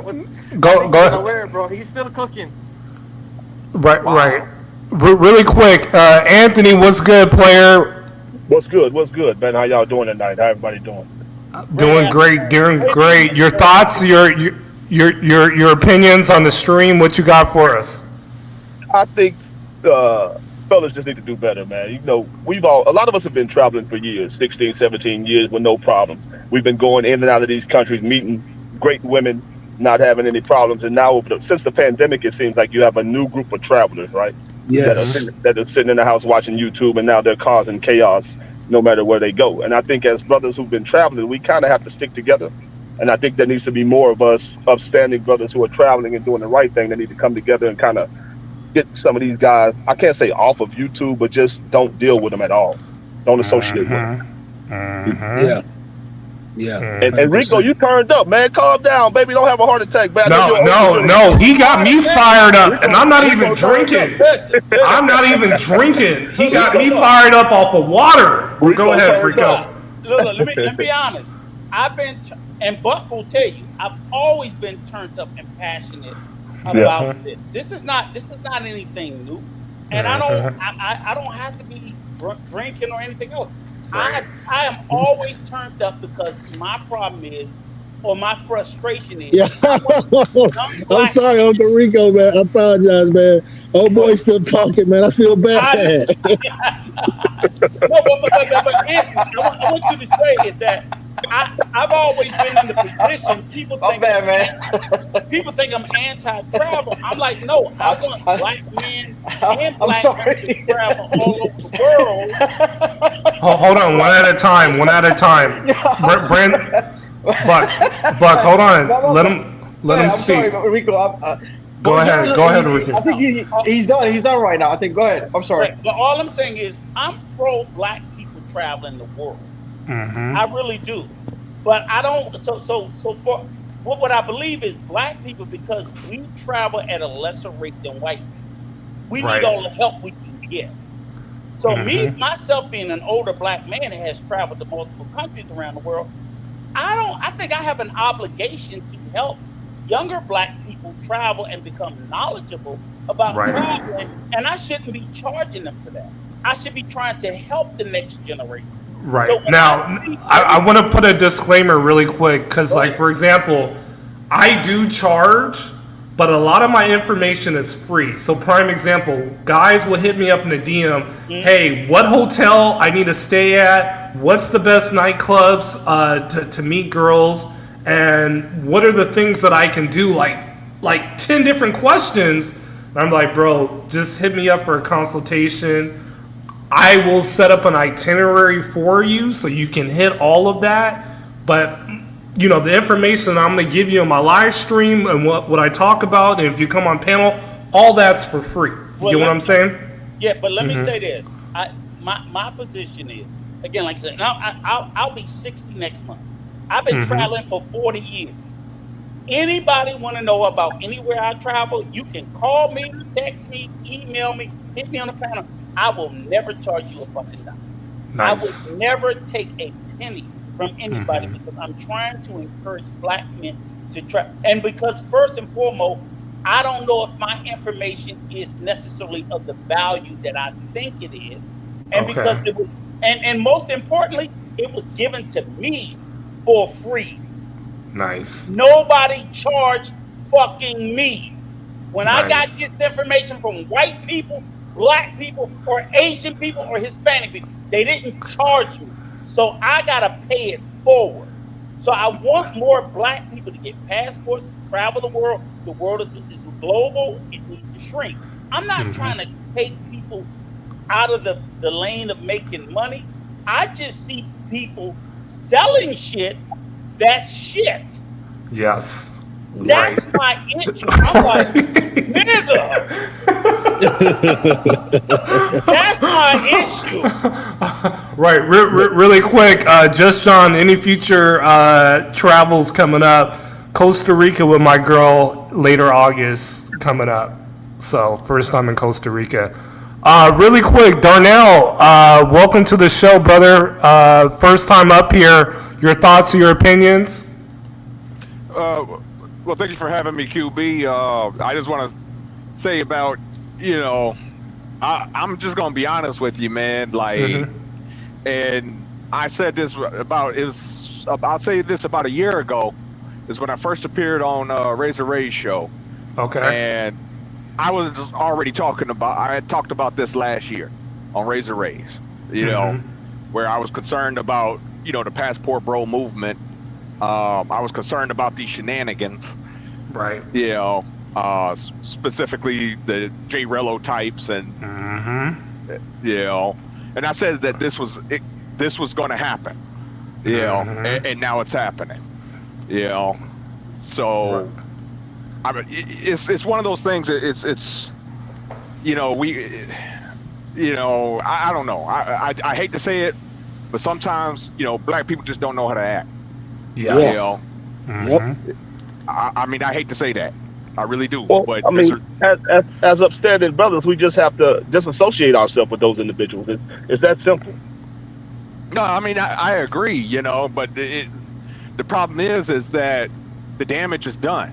Like, QB, you had just showed that one chick that put that her little advertisement up, no passport bros. What she really means, their reputation is a shit reputation. Exactly. What she really means is no niggas. That's basically what she's saying. This is exactly what she's saying. No niggas. But you shouldn't be trying to meet no woman on a dating app anyway. I mean, most of those women, especially in certain countries, you know what they're doing. So you should be trying to meet women local, face to face anyway. But Anthony, 95% of the passport bros go overseas and date online, particularly Tinder. So that's what I'm sitting there saying is I agree with you, but that's the audience. That is the overwhelming majority of passport bros. They are on Tinder in DR, Colombia, Brazil, Thailand, and the Philippines. Because in essence, what we don't want as black men, we don't want to admit that the overwhelming majority of passport bros are hormones. Really quick. We got Kings in the building. Salute to you, Kings. Your thoughts, your opinions regarding the show. Any questions for myself or anyone on the panel? What's going on, man? Happy Saturday, QB. Happy Saturday, gentlemen. Hope everybody's weekend is going well. Yes. So I did not see the show. I just wanted to, just give you a quick shout out. So I can only talk about like what I've been hearing within like the past like 10 minutes and things like that. So what I will say is that when it comes to passport bros, you have some people who use the moniker of passport bros because it has gotten popular, right? And so some of those, a good portion of those people, I don't want to say most, but a good portion of those people have tarnished the name, right? Like, I think Rico had mentioned Sosua, things like that, right? So any melanated guy who travels is labeled a passport bro, which is unfortunate, but it is what it is. So we, as men, as individuals, we have to prove that we are not, we are not what is shown that goes viral, right? So we can only owe it to ourselves to show that, we're not with the BS. And that's it, man. That's all I really got to say. But yo, I was gonna say, in regards to the passport bro thing, label. You know that brother that got deleted in Santiago, Chile for taking a picture in the wrong exit. Yeah. So he wasn't passport bro. He was a lawyer from Staten Island, New York, and he travels around the world. And when he got deleted, guess what? Everybody in social media start labeling him as passport bro. Passport bro. Yeah, Right. Hold on, really quick. Go ahead. Hold on, really quick, because I'm not gonna stay long, because I'm with my son. Kings. Yeah, but what I was gonna say, just rebuttaling what you had to say, Buck Travels, is the fact that any melanated guy who travels is labeled under the whole passport bro umbrella, right? Like for me, like I've been traveling since I was a kid. Like both my parents are born in Jamaica, so I've been going to Jamaica, London, Spain, France, like since I was a kid. And then as an adult, I've been traveling. So like before this whole passport bro thing kind of blew up and went viral, like I had always been traveling. And so I get labeled under this passport bro umbrella. I mean, it is what it is now. But, like with the guy who took the picture, yeah, he's not a passport bro. He's just a traveler. But again, as melanated men, we get labeled under that umbrella. But anyway, I just wanted to say, good show, QB. Keep it up, man. Shout out to the panel. Salute, and I'm out of here, man. God bless. Okay, no doubt. Appreciate you dropping through, Kings. Let me just read this comment really quick. After that, if I can, QB. Okay, yeah, you can. Black guys that travel are not instantly labeled as passport bros.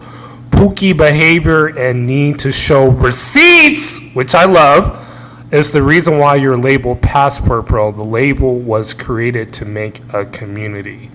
Go ahead, Uncle Rico. Right. And I'm gonna back you up. Now, I want to make one correction, but I don't think it was Chile. I think he was in Peru. I could be mistaken. I think the country was Peru. No, he was in Chile. He was in Chile. Okay, yeah, I know he was. Buck is absolutely right. He was a lawyer. He was in the wrong neighborhood taking photos, and he got unalived, unfortunately. Now, as far as black melanated brothers being all labeled as passport bros, I'm going to say that, like, I have nonstop declared myself as not being a passport bro, but I've been labeled a passport bro by the leader of the app and the leader of the movement, BMT, because he identifies. Listen to the thing. He identifies as any brother with a passport that travels internationally is a passport bro. He painted us all passport bro. So I can't, according to him, and he got the fucking app and the group and all this other shit. He declares us all passport bro. And I know other people on this panel have heard him say this shit. So whether I want to be one or not, because he declares it and because there's this movement, and everywhere I go and every time I travel, I'm looked at as a passport bro, whether I want to be associated with that movement or not. QB, you know that to be true as well. That I could say, no, I'm just a black man that no, you're a brother with a passport, you a passport bro. I'm like, y'all got to be fucking kidding me. I don't want to have nothing to do with y'all. Right. But they think me with that, right? So it's stereotyping. Right. And we know what I've always told people. Black people, we're never viewed as individuals. We're always viewed as collective. So when Pookie's in the gang, every young nigga of a certain age demographic is a gangbanger. Yep. They don't just look at Pookie as a gangbanger. They look at every fucking 17-year-old to 23-year-old. That's a fucking Crip or a Blood. And realistically, gangbangers are probably like less than 10% of our population. But less than 10% of our young black men, but all young black men are stereotyped and viewed that way. So as a black male traveler, when a J. Rello, when all these Pookie motherfuckers travel, I'm looked at as the same way as they are until I prove differently. Yes. Why I'm angry is because instead of me starting at 0, I have to start in a hole because of what this nigga did. Because this nigga, let me tell you what this nigga is doing. Jay Rello is on X, on Twitter, with bitches naked. Ooh. No, I'm dead ass serious. See, we sit there and we play like this is a fucking game. But he got naked Dominican and Colombian bitches on fucking Twitter. Oh, he's going to end up like Cuba Dave. They gonna get him out. They gonna get him out of here. He is a black male. When they see him, and when they see me, they see him. They sit there and they go, here come, and the girl we all saw the crash out in the burnout. That's my issue. And QB, you saw our favorite nigga from Oakland do his little rewind again. When they see him, they see me. I've been telling you. That nigga's a weirdo. We all can sit here and we can all laugh. That nigga's a weirdo. What I'm trying to tell you, gentlemen, is people in Brazil, they got access to the internet too. I watch that shit. Who else is watching? So if I want to go to Rio, Salvador, wherever in Brazil today or tomorrow as a single black man, when I get off the plane, what guarantee do I have that they're not going to look at me like this piece of shit? Passport bros need a bouncer. Oh, hold on, let Rico preach. Continue. And I'm just going to land it with this. I'll just go ahead. land it with this, and I'll land it with this. Unfortunately, as much as I wish and pray to God I could walk through the world and people would see me as just motherfucking Rico, they see a nigga. Yeah. The end. You can thank Jay. Hey, thank Jay Rello. Yes. Jay Rello. See, somebody else got it. But go ahead, Buck. Go ahead. Now I was gonna mention remember what happened, the incident a few months ago, where a passport bro was heading into Medellin airport, and the mayor of Medellin handed him a flyer that basically said, "Oh, no sex tourism, no exploitation of kids underage." Basically that's what the flyer was saying, and they had a whole photograph of that. That photo was circulating all around social media. So, I mean that was a bad look. Right, and really quick, Buck, and I'm gonna let somebody else have it. I think it's very important, especially me as a content creator, when they see the channel, they see the shorts, the receipt, the lifestyle, they know like, okay, QB moves a lot differently compared to those other obnoxious black content creators. But I also tell black men, because I love traveling and I don't want to have that stereotype, I tip more than your typical white traveler. Okay? So if the service is good, the food is great, instead of paying the tip on the card, no, I'll give you cash. Their eyes light up. They're like, wow, real classy black man over here. So the next black man that comes to their restaurant or coffee shop, they're not going to have that same mindset as before from the fuckery that they saw, such as a J Rillo. But QB, I love you for that because I do the same shit. I do the same thing. I'm in the PR and they charge 18% tax plus a 10%, which is 28% on top of the bill. And I put another 20% on top of that. I bullshit you not. Listen, I swear to God. Because the way I look at their bill is, I just look at when they bring me the bill, that's just the bill. And in the US, I tip 20% on everything, no matter what. So I don't care where I go. The US, we know we got to tip 18 to 20%. So when you bring me the bill's $100, I got to give you 120. They might have already put the 18 and 10 in. I still throw another 20. Because at least, and in my mind is, I'm trying to let them know that all niggas ain't the same. Right. Yeah. We're not all the same. Fuck this shit. Right. Player with passport. Go ahead, player with passport. Nah, I was going to say, man, Les Brown, I don't know if you guys are familiar with Les Brown, but Les Brown says tips stands for to ensure prompt service. So what I usually do, as soon as I get in the restaurant and I get seated and the waiter or waitress comes over, I tip them right there. Ooh. Right out the gate, right? Yeah. Because I'm setting the tone. You know, I'm smiling. I'm setting the tone for them. Hey, boom. Hey, I don't know what kind of day they've been having. They may have had a table before me that was, you know, off the chain, acting a fool. Maybe didn't tip them right. Yes. You know, maybe they were and listen, when you go to these other countries, most of the time, I'm going to say 95%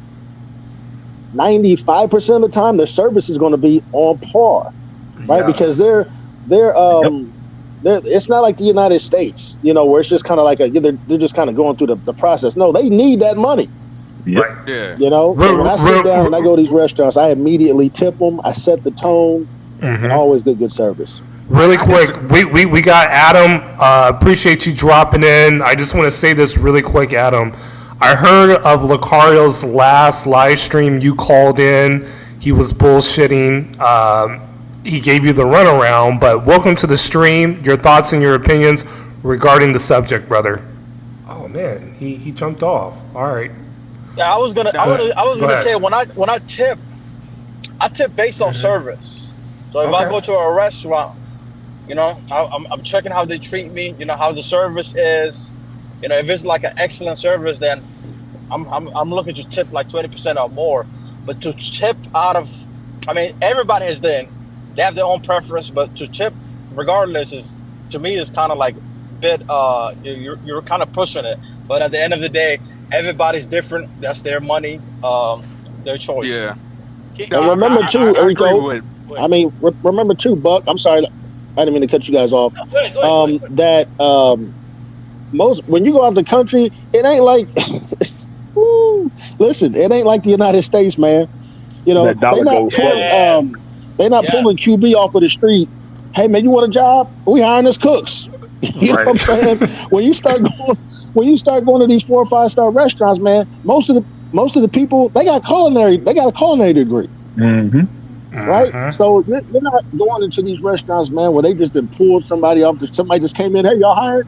Yeah, we hiring cooks, man. You want to be a cook? Yeah, I want to be a cook. Hey, take him to the back and train him up real quick. You know? Hey, put that back up, QB. I want you to put that last comment back up. Oh, okay. No doubt. Okay. And see, this is the thing, right? All right, love travel. And I'm going to try not to hurt your feelings with this, right? Okay. So your instruction is we need to tip based on cultural norms, right? So if I go to Mexico, but the nigga name is Lux Travel. Yeah, Lux Travel. Okay, right, exactly. Right. So, but hear me out, QB. Go ahead. When I go to Mexico, I need to tip according to cultural norms in Mexico. Is that what he's saying? Do you agree? Yes. Okay, yes. But QB, I'm not fucking Mexican. Exactly. Ooh, That's not my culture. Right. Nor is that my fucking norm. See what you cheap motherfuckers do? You cheap, poverty-stricken motherfuckers want to go to a third world country and pretend like you're from there. Motherfucker, you're not. You're from a motherfucking more developed country with a much higher income, and you're going somewhere trying to be cheap. You cheap motherfuckers. So my cultural norm is to tip 20% on the motherfucking bill, you cheap bastard. Or more. Right. Okay, hold on. No, let's have a conversation. Because, see, this is the shit these niggas try to do with the uninformed and uneducated.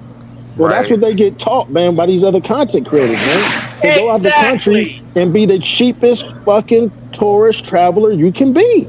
That's what they get told. That's what they get told by these content creators, man. Go out the country, be as cheap as you possibly can. If you're gonna be paying, you need to be paying the cheapest females. You know, I mean, cheapest Airbnb. But really quick, Adam, I'm gonna introduce you in a second. Just hold on. You're right. The cheapest Airbnb, get the cheapest flight. Thank you. And don't care about your safety or your surroundings.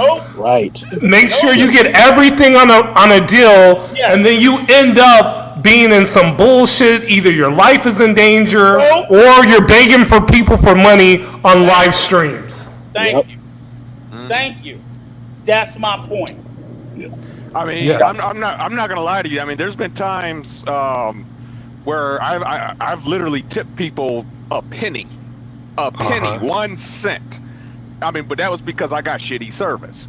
Okay. And usually when I do that, that let you know the old saying. I don't know if anybody remember the old saying, but penny for your thoughts. Hey, maybe if you treated me better, I would have tipped you much better, and that's why I do that. But if I get shitty service, yes, I will. Man, you ain't getting shit out of me. You get a penny, and that lets you know, hey, your service was shit. I would give nothing before I would give a penny, but I've never tipped less than 20%. I just don't. I mean, I just do that, like I said, just to make them think. You know what I mean?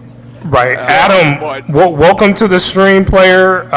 What's good? Your thoughts, your opinions? It sounds like you're on the subway or something. Okay, hold on. Let me get outside, man. I'm gonna get outside, and then you can, and then I'm gonna let you know when I'm out there. Okay. All right. Cool. Do me a favor, QB. Yes. Go back to Lux Travel's comment, and that's gonna tell you everything you need to know right there. Yours doesn't tip 20%. Let me tell you why, you stupid motherfucker. Because they don't fucking pay $2 an hour. That's why. All I'm saying is the average Negro traveler is so fucking uneducated and uninformed. Certain countries in Europe, they don't do that fucking tip wage like we do in the United States. No, also, that tip wage also applies in these third world countries. These women in third world countries don't get a minimum wage. They get nothing. They work nothing for but tips.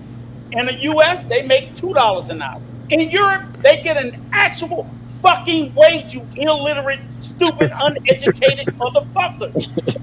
That's your problem. That's the problem.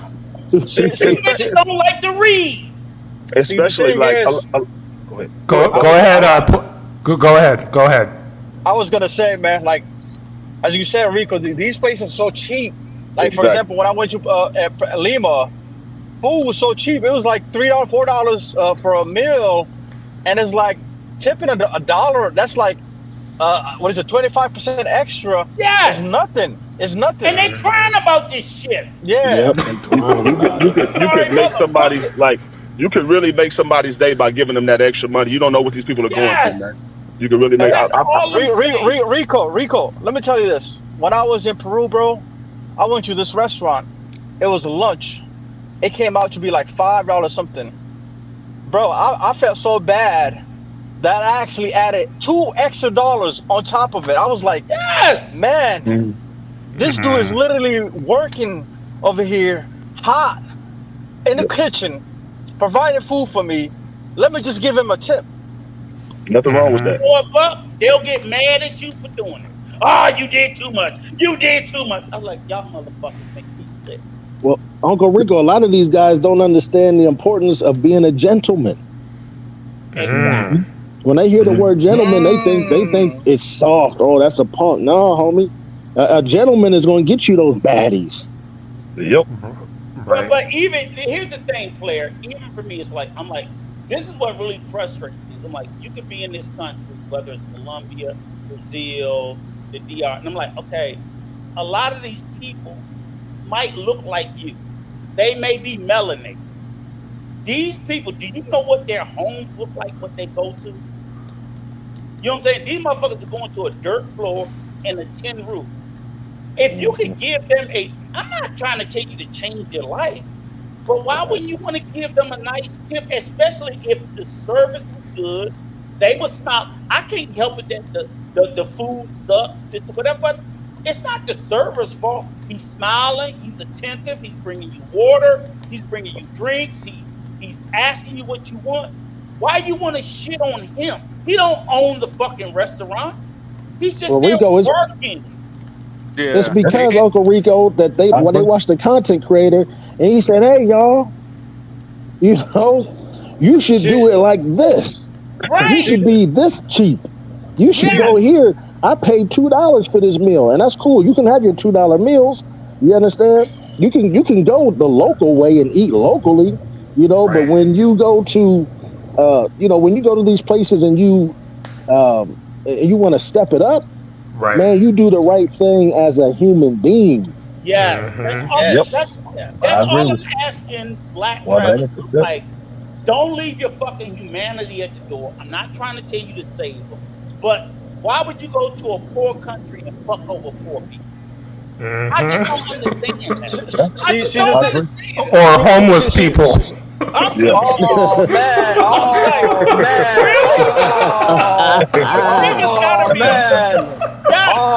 man! I don't get that. I'm like, because here's the thing, QB. We all know. If I go to the VR, I know it's a third. Oh, I know it's a third one. Y'all deliberately went to a poor country on purpose. Mm-hmm. You know the country's poor. You know the costs are cheap. Okay, you're winning when you pick that motherfucker. Right. When I pick to go to Colombia, I'm winning. Why go there and fuck over them? I don't get it. See, the thing is, I actually tip more overseas compared to the States, because you know why? Because when I'm in the restaurants in the States, most of the servers and the people that are working in a restaurant, they don't even want to work. They don't want to even be at work. Yeah, exactly. Where in overseas, bro, they smiling, they're attentive, like they're looking at you, they're bringing you extra water, they're giving you extra napkins. So they're like attention to detail. And I'm like, yo, the service is excellent. I'm gonna just give them a 30% tip. Yeah, hold on for a second, bro. Oh, I love this. Hold on, I gotta read this. QB, go back to Lux Trap. Don't let that motherfucker off the hook. Okay, I got you. Go ahead. Because in particular, this is the same argument y'all like to use. First of all, the first thing you said was, I'm gonna tell you what you fucked up. You said, white people. Lux, if you white, come up and hit the channel and cam up. If you're not white, shut the fuck up. You don't know what white people do. One or the other. Because that's what a cheap nigga does. A cheap nigga say, white people don't do, and he don't know nobody white. He knows nobody white. But that's the deflection to excuse his cheapness. I'm going to be a cheap motherfucker and say, white people are cheap, and white people don't do it. They don't. Right. And if you go eat with a group, $10 a person, what is that? Exactly. You know where I'm going, player, right? This is the shit they do, because this is the same argument they use to justify paying for $20 pussy. Right. Let me read this. Molly Talks. Shout out to him for the $4.99. Ninjas don't tip because they only budget for hookers. Big boss. Exactly. That's it.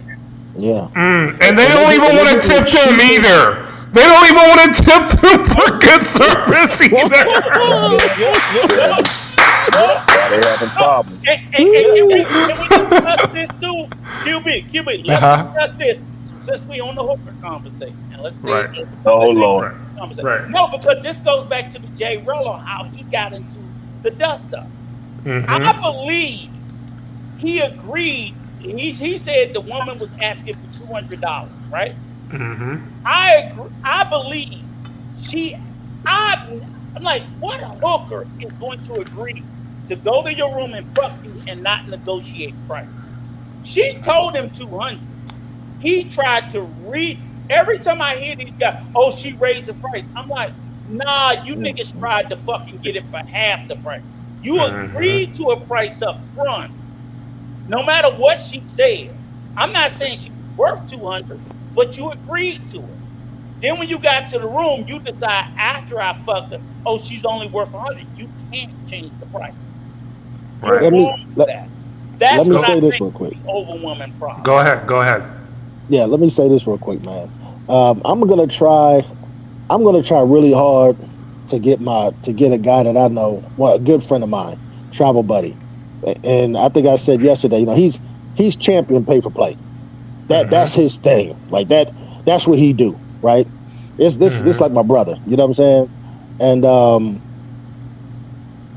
as he says it, you know, he's getting his fantasy. You know, he's getting his dream girl, and so when he don't negotiate. He don't negotiate. He makes them an offer they can't refuse. That's how he gets down. You know, just like I said the other day, he's one of these guys that people would be pissed off with, because he's the one raising these prices up on these dudes. You know what I'm saying? Because he's making them an offer they can't refuse, because he's going to go get his fantasy. You know, playing with Passport. Can I ask you one question? Yeah. Do you think she increased the price on him because he's Jay Rello, or that's her going rate?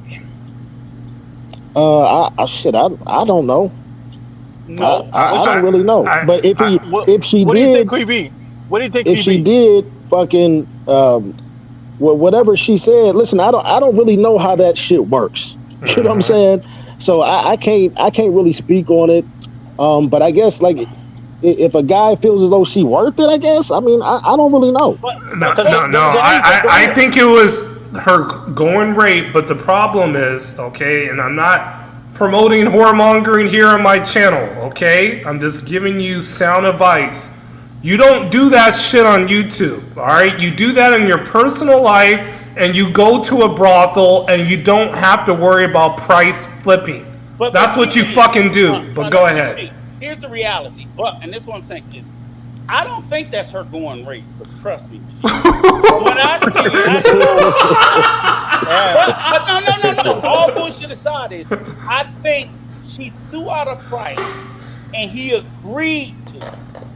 Okay, because I've seen no matter where you're at, a girl will they always throw out a high price to see if you're dumb enough to agree to it. Right. And if you say yes, then that's her fucking price for you, because you agreed to it.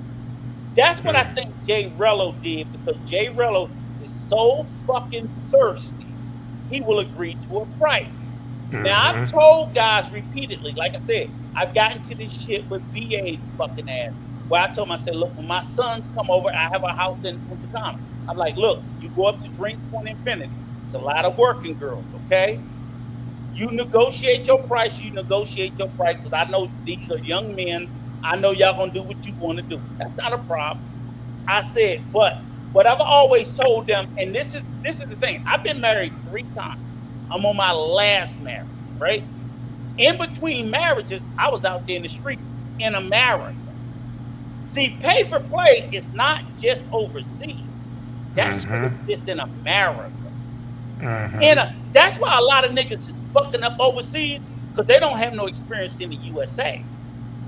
If you had any, I'm gonna tell you one thing about a bitch in the USA: you ain't doing nothing unless you pay up front. Period. So when you negotiate, that shit's, matter of fact, that bitch ain't taking her shoes off until she's paid. Whether it's on Craigslist, Backpage, see what I'm saying? I'm old school. Those apps were the apps where you solicited dates. It's not that y'all doing Tinder over there. In the States, it was Backpage, Craigslist. Yep. Real motherfucking talk. So when you solicited a date, when you showed the fuck up, you had to pay up walking through the door. We gonna stick to these niggas. Right. Oh, hold on. Let me read this comment from Club Gems with The Rock. My connection is no good right now. My question to the panel is, why should black men be on the best behavior overseas when the people in these countries don't care about us and try to take advantage of us? That is a good comment. Because you took your black ass over there. If you feel that way, don't go. You're traveling. Why would you want to go somewhere where you could possibly? Why would you want to go somewhere where you could possibly get in trouble? I mean, that's just stupid. That's foolish. Yeah. Well, I put it to you like this. It's like, okay, you know, and I think we already hit on it earlier, so I won't go into too much detail. But basically, one of us fuck up, we all done fucked up. All right, that's just the way it is. One of us breaking some white person's house, every nigga is a goddamn home invader. You know what I'm saying? Yep. Well, you know, one of us a gangbanger. We're all gangbangers. That's just life is just not fair. You know, and you know, it's not. No, I'm not saying it's right or whatever, but that's just how you gotta move. Now, if you want to say, well, it's not fair and I shouldn't have to, then don't do it. But be prepared to pay the consequences. Right. Now, I want to respond to this. I'm going to go to countries to where American people, whether you're white or black, are being appreciated.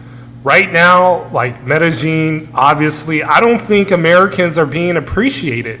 So that's one checking off the list. Two, you shouldn't really put yourself in a situation to where you could be taken advantage of. So if you're trying to buy something, let's just say you're going to the jewelry store and I don't know, in Guadalajara, and they want to charge you double. And I've been, you know, charged double on several occasions throughout Mexico. I know right then and there, hey, this is way too much. You know, you do your conversion on the calculator and say no gracias, no thank you, and go on to the next. So to me, you can't avoid being taken advantage of in regards to these countries. But anyone else, your thoughts on it? Yeah, I just want to interject and say, I feel like guys in the space need to diversify and go to other places other than the Colombias, the DRs, the Sasuas, and Patayas. Like I haven't seen anybody in this space for so far go to Melbourne, Australia, Sydney, Australia, Perth, Australia, Auckland, New Zealand. Like I haven't seen any content creators go somewhere outside the box. Like, cause like there's like every time I'm hearing about this within the Passport Bro community, it's Thailand's, it's DR's, it's Colombia's. Like, and shout out to Sly's Life. I don't know if you guys are aware of him. But he's out there. Like he be in places where that's real, I'm like, that's real whoa, content right there. That guy's a real traveler, man. And he's like, the thing with him, like, I wouldn't even call him a Passport Bro because he's kind of on his own lane. You know, so and also guys like Passport Heavy, you know. But QB, the reason why I like your content is like you bring a different substance to the travel game compared to. I appreciate that. I appreciate that. And another thing too. Go ahead. Just to interject off of what Buck said, it's like I remember back in the day when you could bump into brothers in the airport, and everybody had like a bucket list, places you wanted to see, things you want to do. Now you bump into niggas in the airport, these niggas trying to show you pictures of prostitutes and weird stuff like that. Hey, bro, I don't want to see that. Get your weird ass away from me. I'm not on that type of time, brother. It's just a different type of traveler now. It's just it's different. I'm like, bro, what's wrong with these weirdos? So it's just a different. They can't get boxed. But here's the thing, though. Here's the thing, and QB, I told you that from the beginning. When people started like the Passport Bro, right? I said they're upset about why they're catching all this flack and why they're getting all this pushback, in this space. I'm like, because they did no gatekeep. Exactly what Anthony said. I'm like, y'all just let any motherfucking body in. Yeah, I agree. But so when you start, it was an open hiring event. Like Jay Rello, people who got sexual assault charges, on them and shit, and big boss motherfuckers taking advantage of homeless people, then hey, that's just what y'all are. You can't go, oh, we good dudes. No, you ain't. They need a bouncer, man. Yes. Well, Rico, to be honest with you though, is it really Jay Rello's fault, or is it the people that give him the money to enable his ass? Here's the thing. It's both of their fault, but it's also, again, remember. So I'll tell you this is the way I put it. Like Black Lives Matter, right? Yeah. I believe in the message of Black Lives Matter that it's not right for the killing of unarmed black men. The message was positive.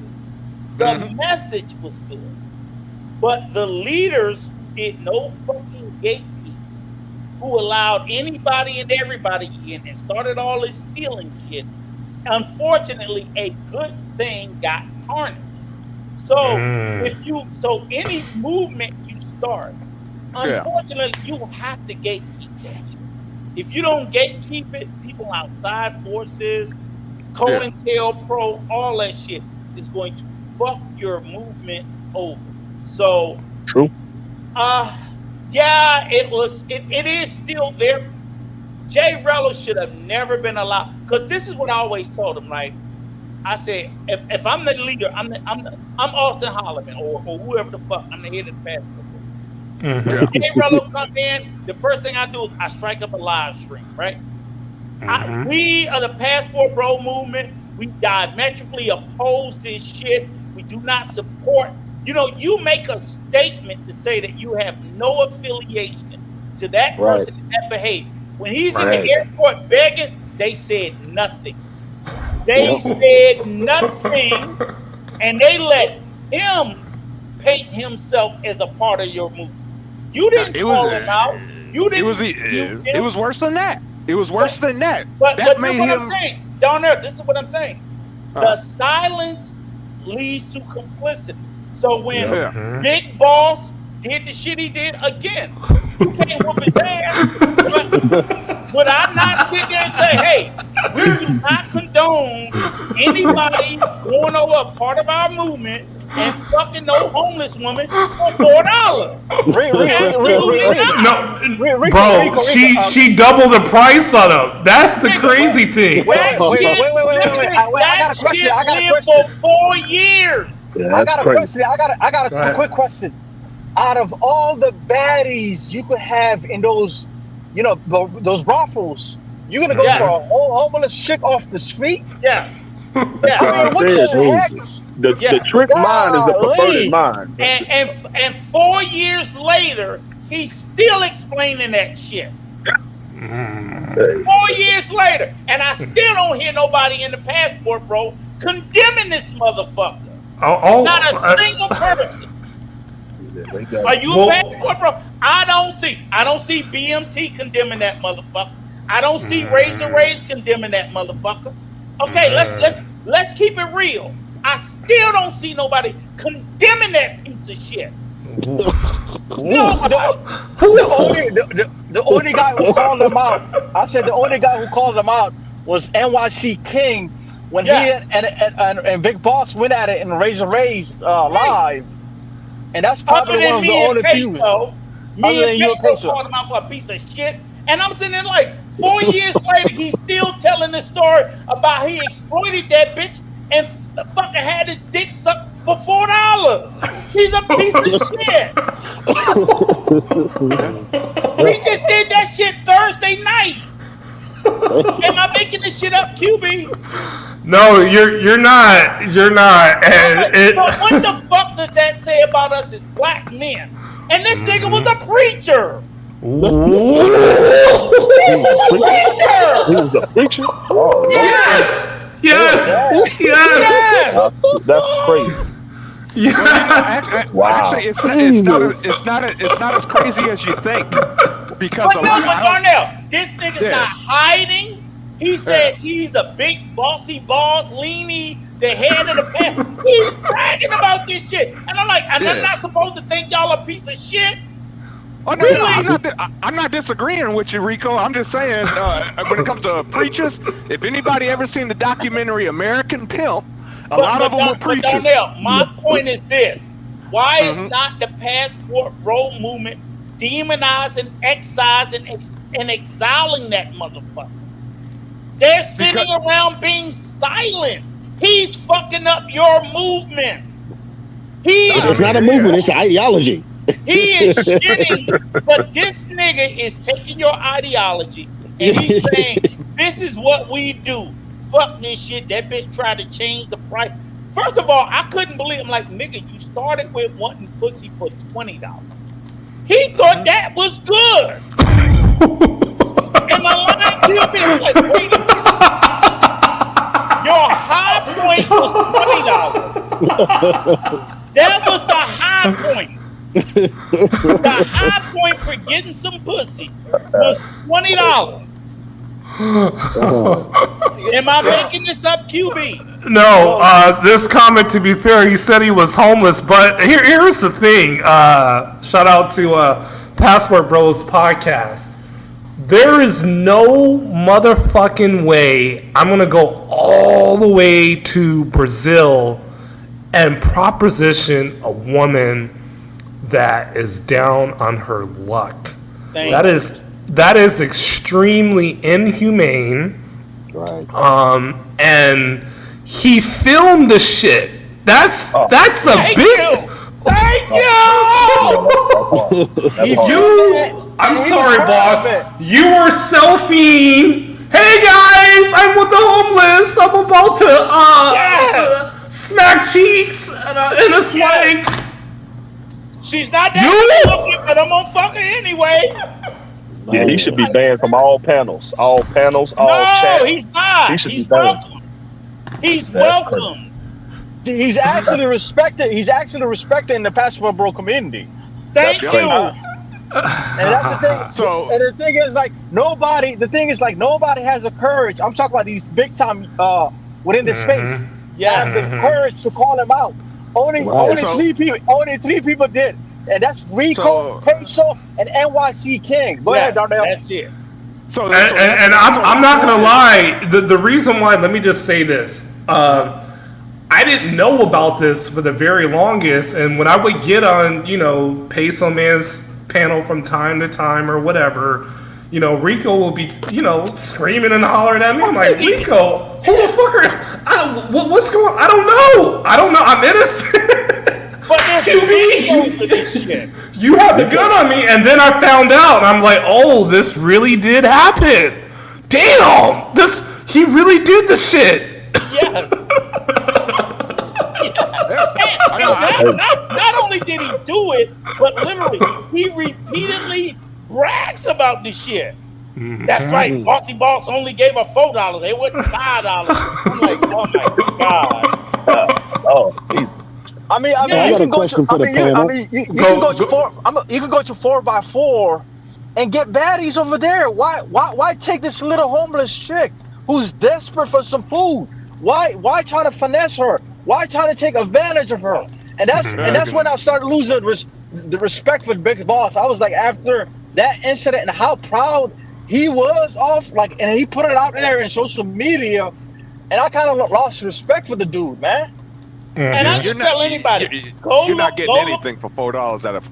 I was just gonna say real quick, you ain't getting nothing out of Quattro for $4. But I tell anybody, go to his channel 3 days ago and watch him retell the story and see if it's in. He tries to clean it up, but the key elements he can't change because he know that the film is out there of him and Roller Tape laughing about it, and people have copies of it. So if he tell a lie, they're going to fucking point it out. So when even the generic cleaned up version, if you never heard the story, listen to it with an open and objective ear, and you're gonna be like, huh? What the fuck? And that was just 3 days ago. And this shit happened 4 years ago. And also, let me just say this. Let me say this last thing.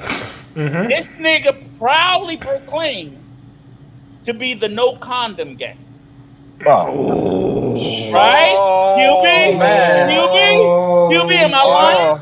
QB, am I lying? No, you're not. QB? No. This nigga proudly proclaims to go overseas and he's fucking hooked. Bossy Boss don't believe in condoms. Okay, so again, when people say that, Rika, like, man, get the fuck out of here. He's telling young men to go fuck whores with no condom in third world country. What the fuck is wrong with y'all? That's crazy.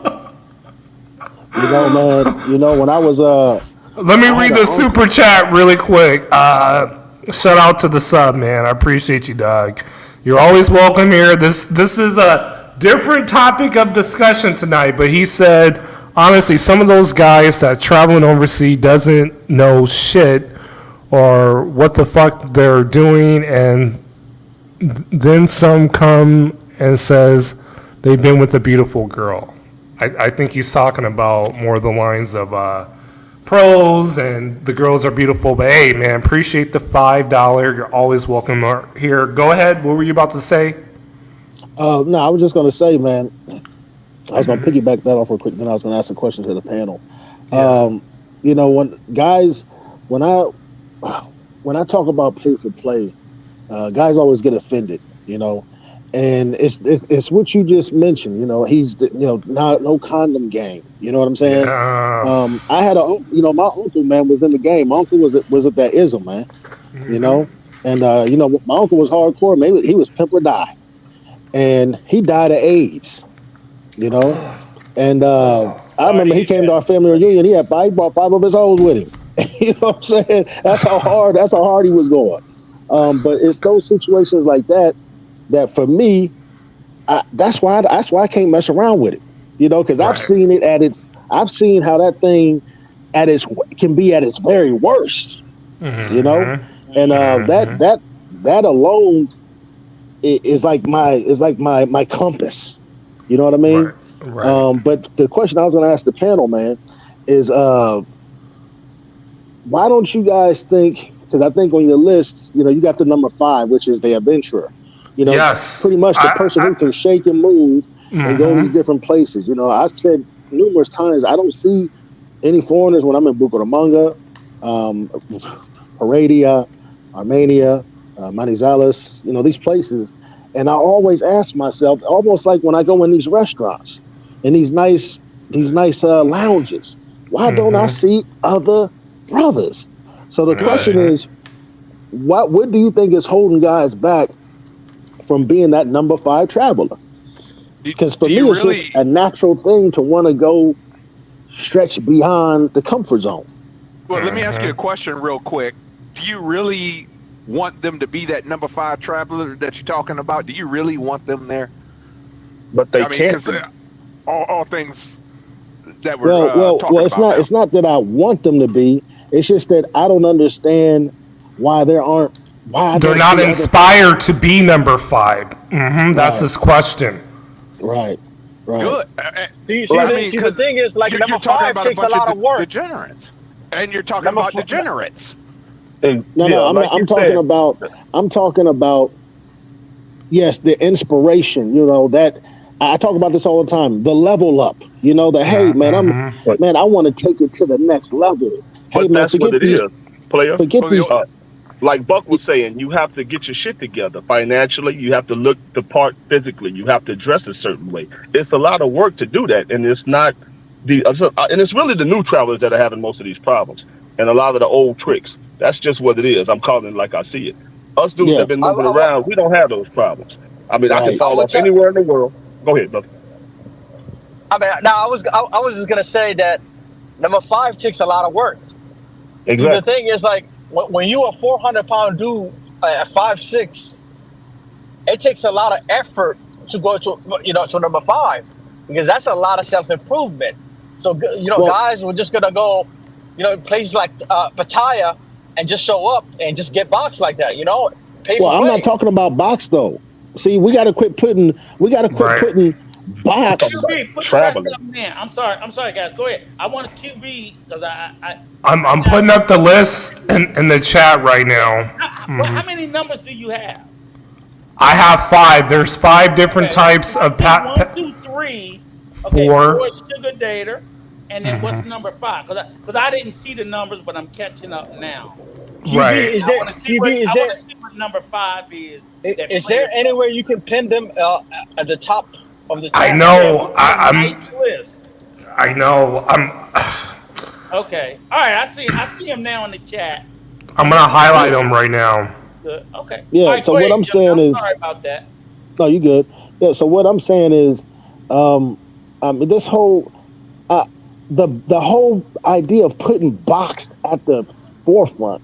Right. Like that's something that just happens. Like I said, you don't I'm not no Shamar Moore or no Denzel Washington, but this ain't something that you gotta lose weight. You gotta lose weight to go to a nice lounge.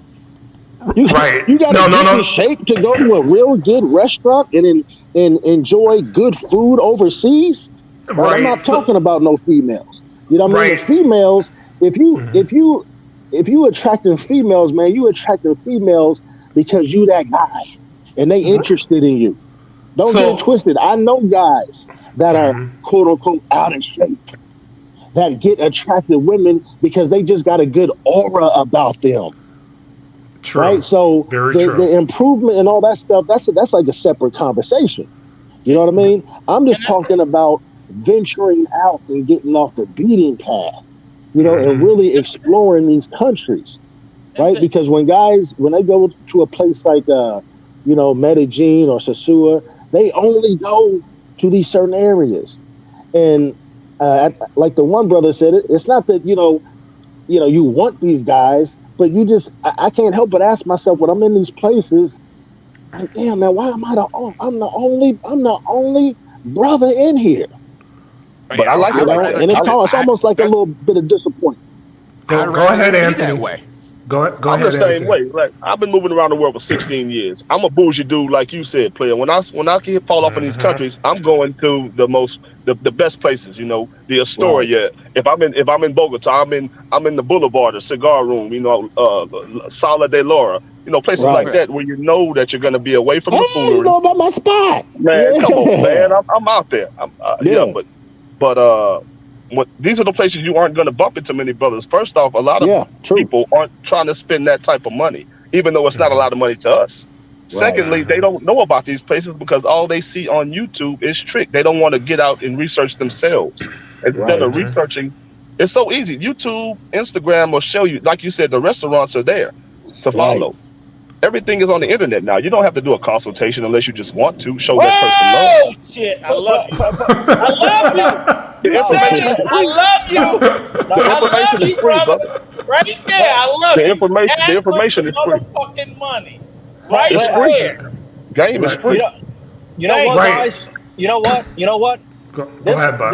There's some guys in the passport space who will literally tell you these activities are boring to them. Going to kayaking, seeing places, and all that. To them, they're thinking this is boring. Their main attraction is the box. Right. So some guys don't care about these activities and these extra activities, or you know, the kayaking, paragliding, all those shit. Like some guys, they find that shit boring. So, but what you're saying is they're not looking for wives. Ooh. Right? Ooh. I'm like, I've been around a little bit. I remember that was entree into the space. We're looking for wives because we can't find them in the U.S. You niggas ain't looking for wives. Now, I want to comment on that. And let me just say this, QB. Go ahead. 2, 3, and 4 into 1. You can break that. That's a great. Let me tell you, sir. That's a. Did you do this yourself? Yes, I just random, and I got to figure out how to. No, what I'm saying is, there's no delineation between 2, 3, and 4. They're all the same. So 1 through 3. 3 and 4. I agree. And I agree with you, player. There should be more of number 3 instead of number 5. Because that's how I try to encourage young men to travel. For what you call number 5, renumber number 3, when you condense the other ones, that's how you should travel. And the wiles of the women is just a benefit.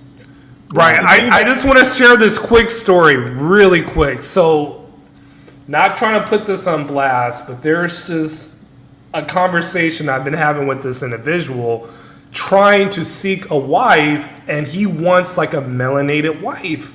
And I said, okay, that makes sense. And for whatever reason, they think I have a fetish towards white women. I'm like, no, I don't. I met my girl the second time I went to Guadalajara, and I look at physical characteristics, not the race. So youthfulness, great body, smile, obviously personality matters, her being submissive towards me. But I've dated melanated women, throughout Latin America. And the question that I had for this brother, I'm like, look, I went to Ecuador, I went to Panama, and a few places in Mexico, Veracruz, for example. there are melanated women that are gorgeous. Barranquilla too. You've been to a few of these places. Why are you stuck in Medellin, Colombia, when the population is damn near 70% Spanish, white, mestizo people? But he's trying to find a wife. He tricking, man. He ain't looking for no damn. Thank you. You'll never catch a whale fishing in the pond, man. I say it all the time. See, to piggyback what a player passport said. See, a lot of guys don't understand that Colombia is twice the size of Texas. It is very big. So you got cities other than Medellin and Cartagena and Bogota that people can go to, but people don't want to travel. They don't want to travel outside those locations. They want to keep going back to those locations, and they don't want to try some other places. Let me add this, Buck. Let me add this. My thing is, those women that you desire, they're not choosing you. No. And if they're not choosing you, then you have to accept what wants to accept you. So the delusional traveler, because that's where I kind of categorize this individual, you're losing time as you're aging, and you're being a smart, intelligent brother, but because you've been fixated on that Medellin high bullshit that I can buy hookers for less than $30, it is fucking with your delusion on trying to find a wife. But QB, let me ask you a question. Who's encouraging a young man under the age of 28 in America to get married? Nobody. Hopefully exactly. they're not. So that would tell me any young man that's traveling overseas ain't looking for a wife. Because motherfucker, we wouldn't tell you to look for a wife at home. Hell no. 28 and under, you're going over there looking for some pussy. Nothing else. Uncle Rico, I was always told, man, a real player know how to put himself in position to get chose. Yes. Woo! Wait, repeat that? Yes. I wish I had a shot glass. I wish this was a shot glass. Damn. And you know how say that one more time. Hold on, Uncle Rico. Okay, go ahead. Say that one more time. A real player know how to put himself in position to get chose. That's simple. It's that simple. That's it. You must have been born in the 70s. You make yourself somebody that everybody wants. And if you don't make yourself the thing that all these women want, your ass won't get choked. And it's just that simple. So when they see you walking through life, you don't have your finances up, you don't have your hygiene up, you don't have your fitness up, you don't have your fucking ability to communicate. And I tell young men, I say, first thing is, stop spending all your time trying to figure out how to communicate with women and learn how to communicate with people. If you can learn how to communicate as a decent motherfucking human being, you can learn how to spit game to women. It's no different. Most of you motherfuckers don't know how to talk to nobody. That's why bitches don't want to talk to you, because nigga, I don't want to talk to you. I want to smack you in the mouth. I know a bitch want to smack you in the mouth. It's the same thing. You don't know how to communicate with people. It's transitions in the business. It is the truth, but they don't want to hear that. Oh, OG, all right, go right on ahead out there and talk that dumb shit. Because just like I feel like wanting to smack you, she gonna want to smack your ass too. Hold on, we got B-Dub in the house, man. I appreciate you coming through. I'm about to wrap it up. Pause, but what's up, man? What's your thoughts, your opinions? Appreciate you coming through. Now, one quick second, because not Uncle Rico, but Wesna called me and he left me a message, something about black guys saying that you tip well when you're overseas to make black people. Look at my guy right here, man. The passport bro king. Go ahead. So saying that you guys tip well when you go overseas to help make black people look good. First of all, anywhere where a bunch of you motherfucking niggas go, you never make us look better. That's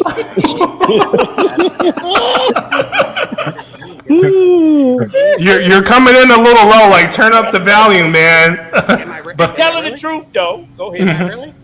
Do I need? Yeah, you're just coming in just a little bit low. Just turn it up a little bit I'm higher. gonna make sure to repeat what I just said so my English is clear. Give me a second.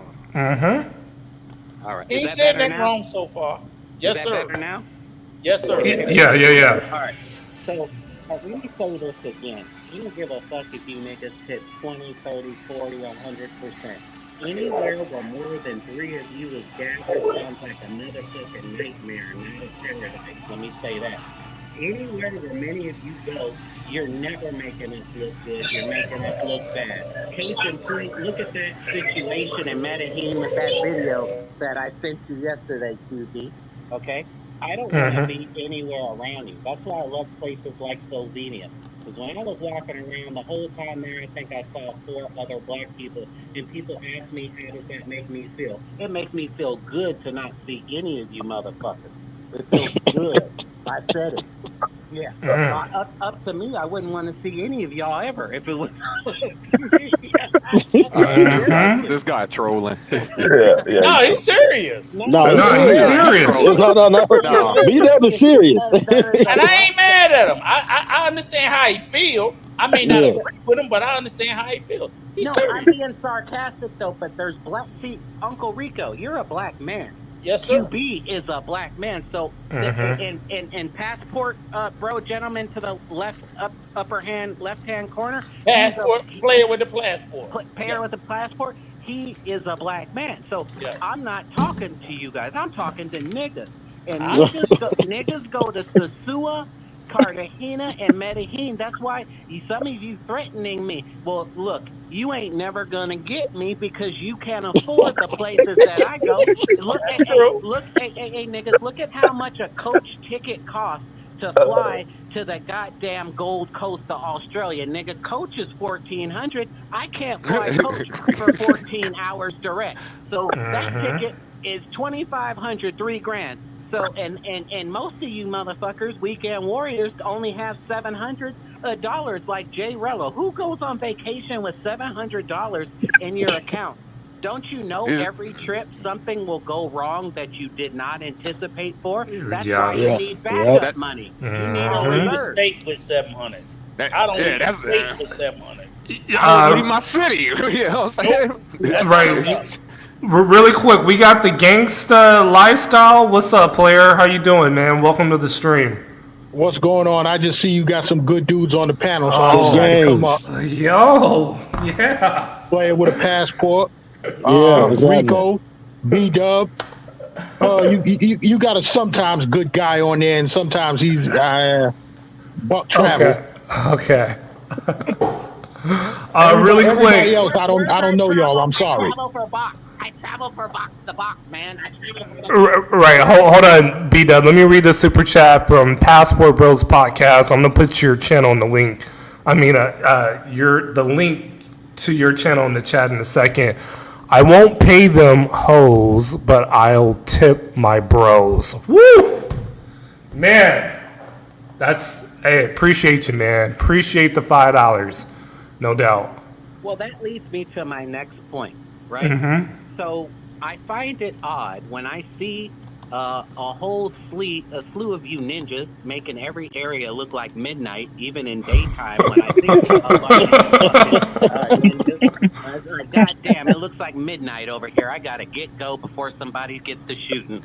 I swear to God, if I see if I'm in a bar and I see, and like for example, if I'm in a place like Romania and I see 3 or more of you come into the spot, I'm out. I like being special. I like being the only one walking down the streets of Belgrade and old ladies coming out the window waving at me and shit like I'm fucking Shaquille O'Neal. That shit feels great. You don't get treated like that in Cartagena and Medellin. You get treated like a number because they know you're just down there to pay for play. Oh, I'm going to Colombia looking for a wife. Man, the even goddamn Colombian men will tell you don't look to our women to be a wife, so you a fucking fool.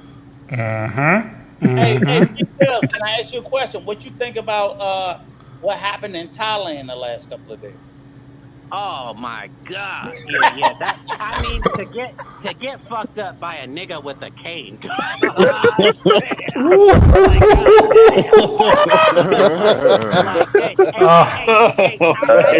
I said, where's Prince Harry at? Because this Zoom to Thailand got fucked up by a nigga from the retarded Olympics, the one that Prince Harry.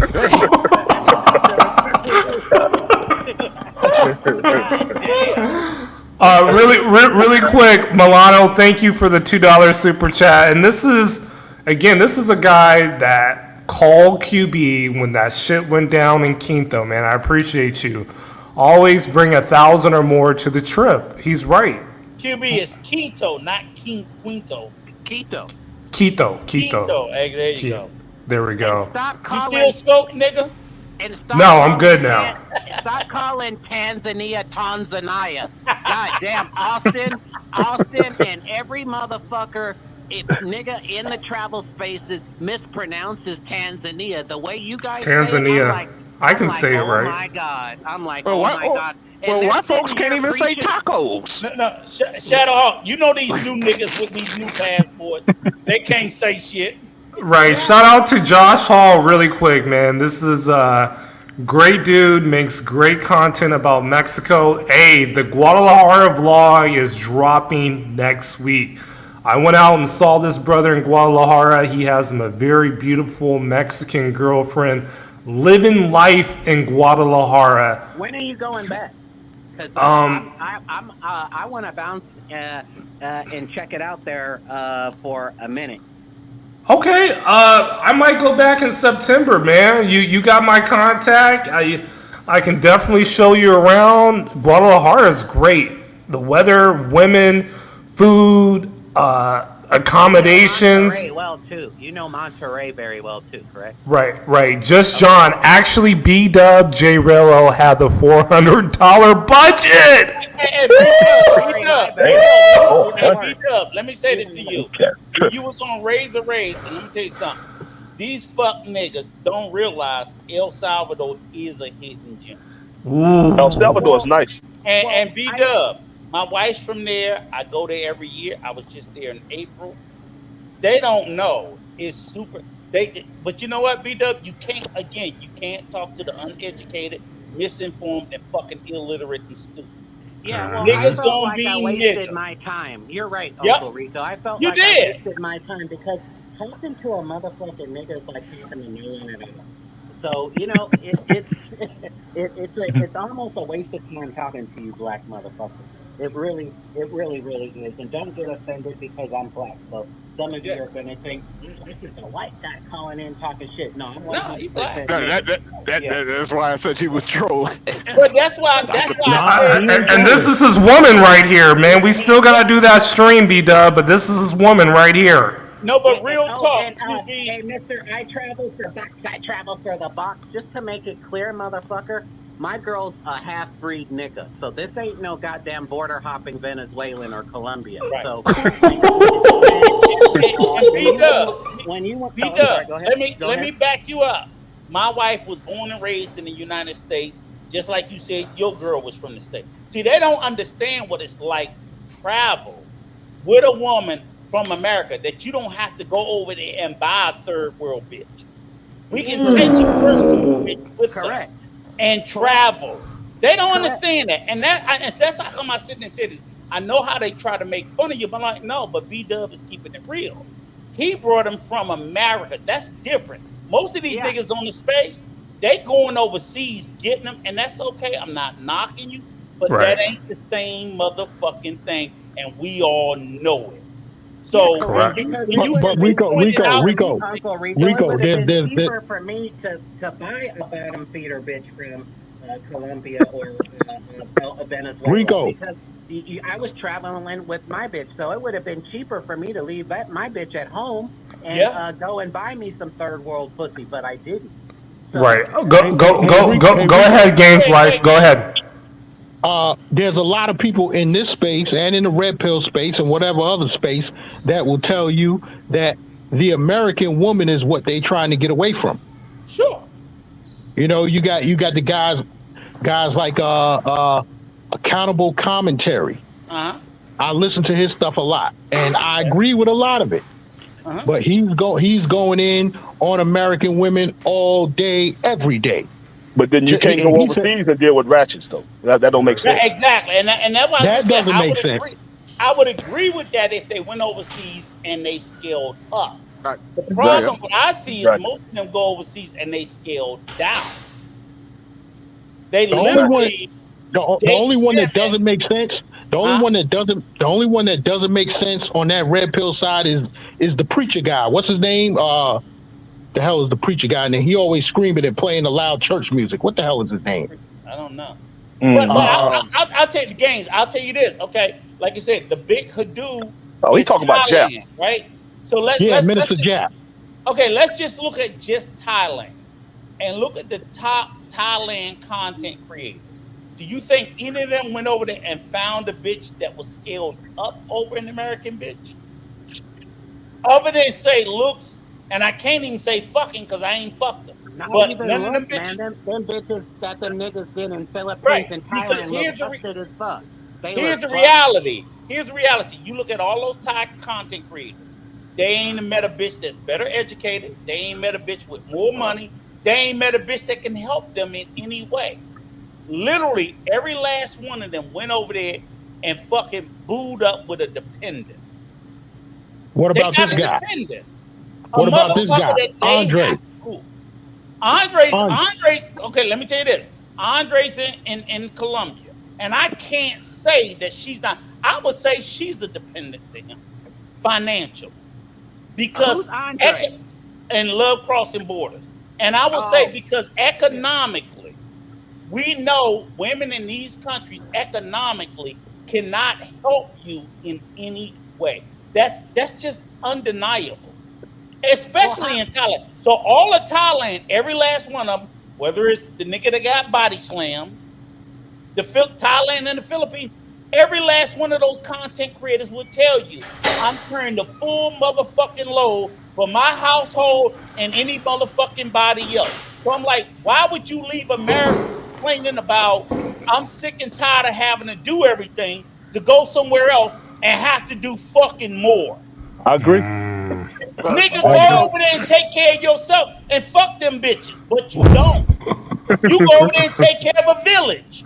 Well, niggas just support the village. Fuck that shit. Well, hold on. He said he made over $500,000 in the last 4 or 5 years. I don't believe it. Okay, well, this is, and I had the clown. I said, nigga, if you made over $500,000, why are you donating that fucking worthless peso to Austin's channel, nigga? Donate some USB, motherfucker. We right.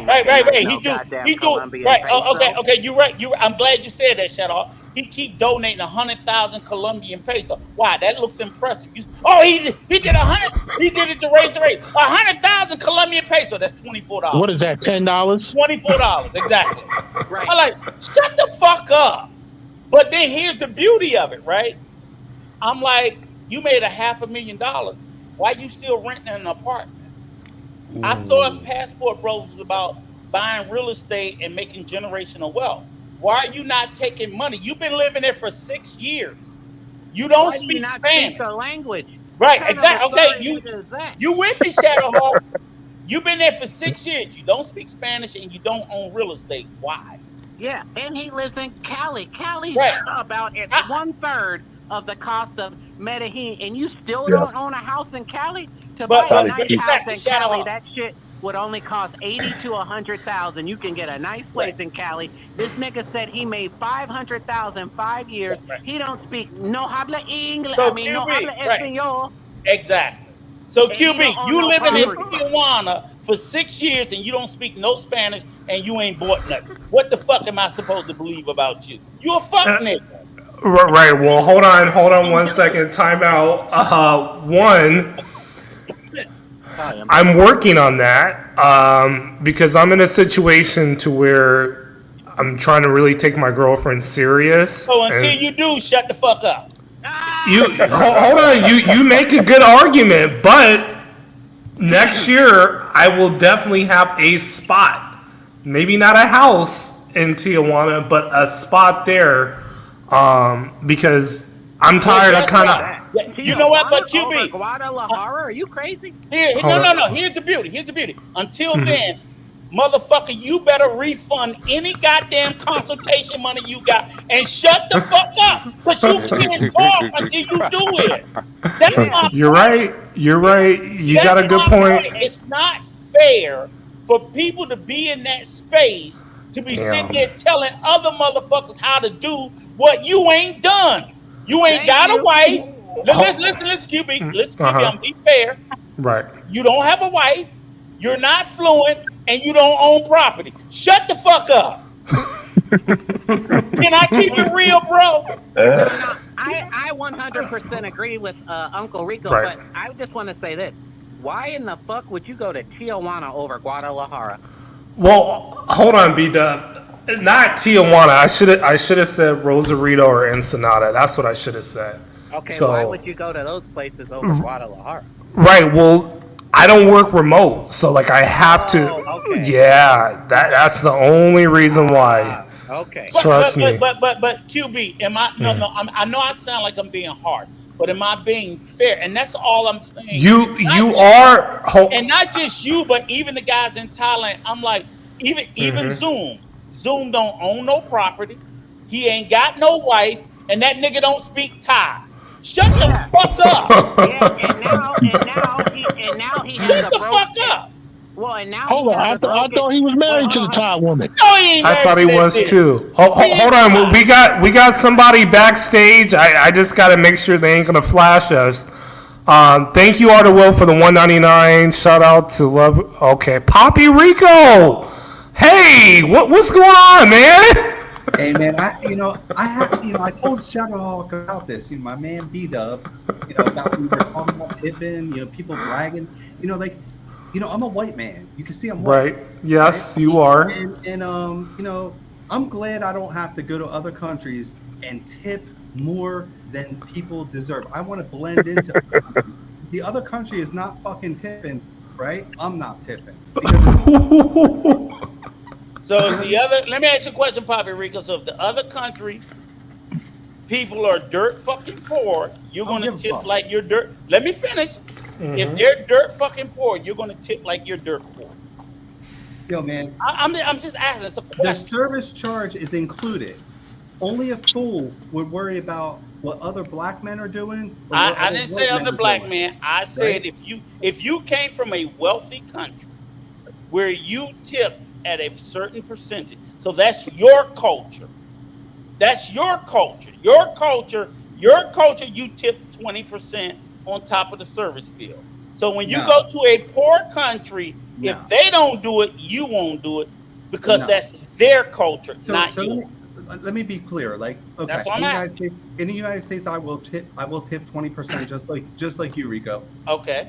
But if I'm in Colombia, if other Colombians, if it's a 10% service charge, I'm just gonna pay the same as other Colombians. But right? You're not Colombian. I live in Cali part-time. You're not Colombian. Just like Andre, who don't speak no. No, but Poppy Rico, you're not Colombian. Andre, who don't even have. But Poppy Rico, you skipping over that part. Yeah, you're not you were Colombian. Just bragging about how much money you had. Right. All this, but you're going over there being cheap. Exactly. And you're not Colombian. Yeah. You're not Colombian. About how much money he got and what he's gonna do, and this motherfucker is always in his fucking bat cave. But and Poppy Rico. But this motherfucker ain't Bruce Wayne, as you can see. And you're not Colombian. So why are you sitting there tipping at a Colombian rate when we all know you're not Colombian? Yeah. Man, I'm really not Poppy Rico. Poppy. No. You're not, sir. You are. No. This is about tipping. This is about tipping. You are not. So let me ask you a question. If you go to a country and the tip ratio is 50%, are you gonna go? Well, I gotta do 50%. Yeah. No, you're not, motherfucker. I'm not. Exactly. I ain't either. Exactly. You see what I'm saying? You see how it goes the other way? Because if it's extremely high, that motherfucker will be like, well, I'm not Japanese. Fuck that shit. Exactly. That's the excuse you cheap motherfuckers always use. Hey, Krusty. No, Poppy Rico. You got to stick to the truth and don't try to pivot off the bullshit. You're not fucking Colombian. You're not fucking Mexican. You're fucking American. We tip 20%. So why the fuck does your cheap ass go to a piss poor country and want to pretend like you fucking poor? Yeah. Because I'm trying to make my fucking dollar stretch, man. Right, okay, you cheap motherfucker. You're cheap. You cheap. But I'm still There's Andre. a reason why 80% of the countries you've been to are all whoremongering countries. There's a reason buying that cheap. And they look to take advantage of that shit. Hey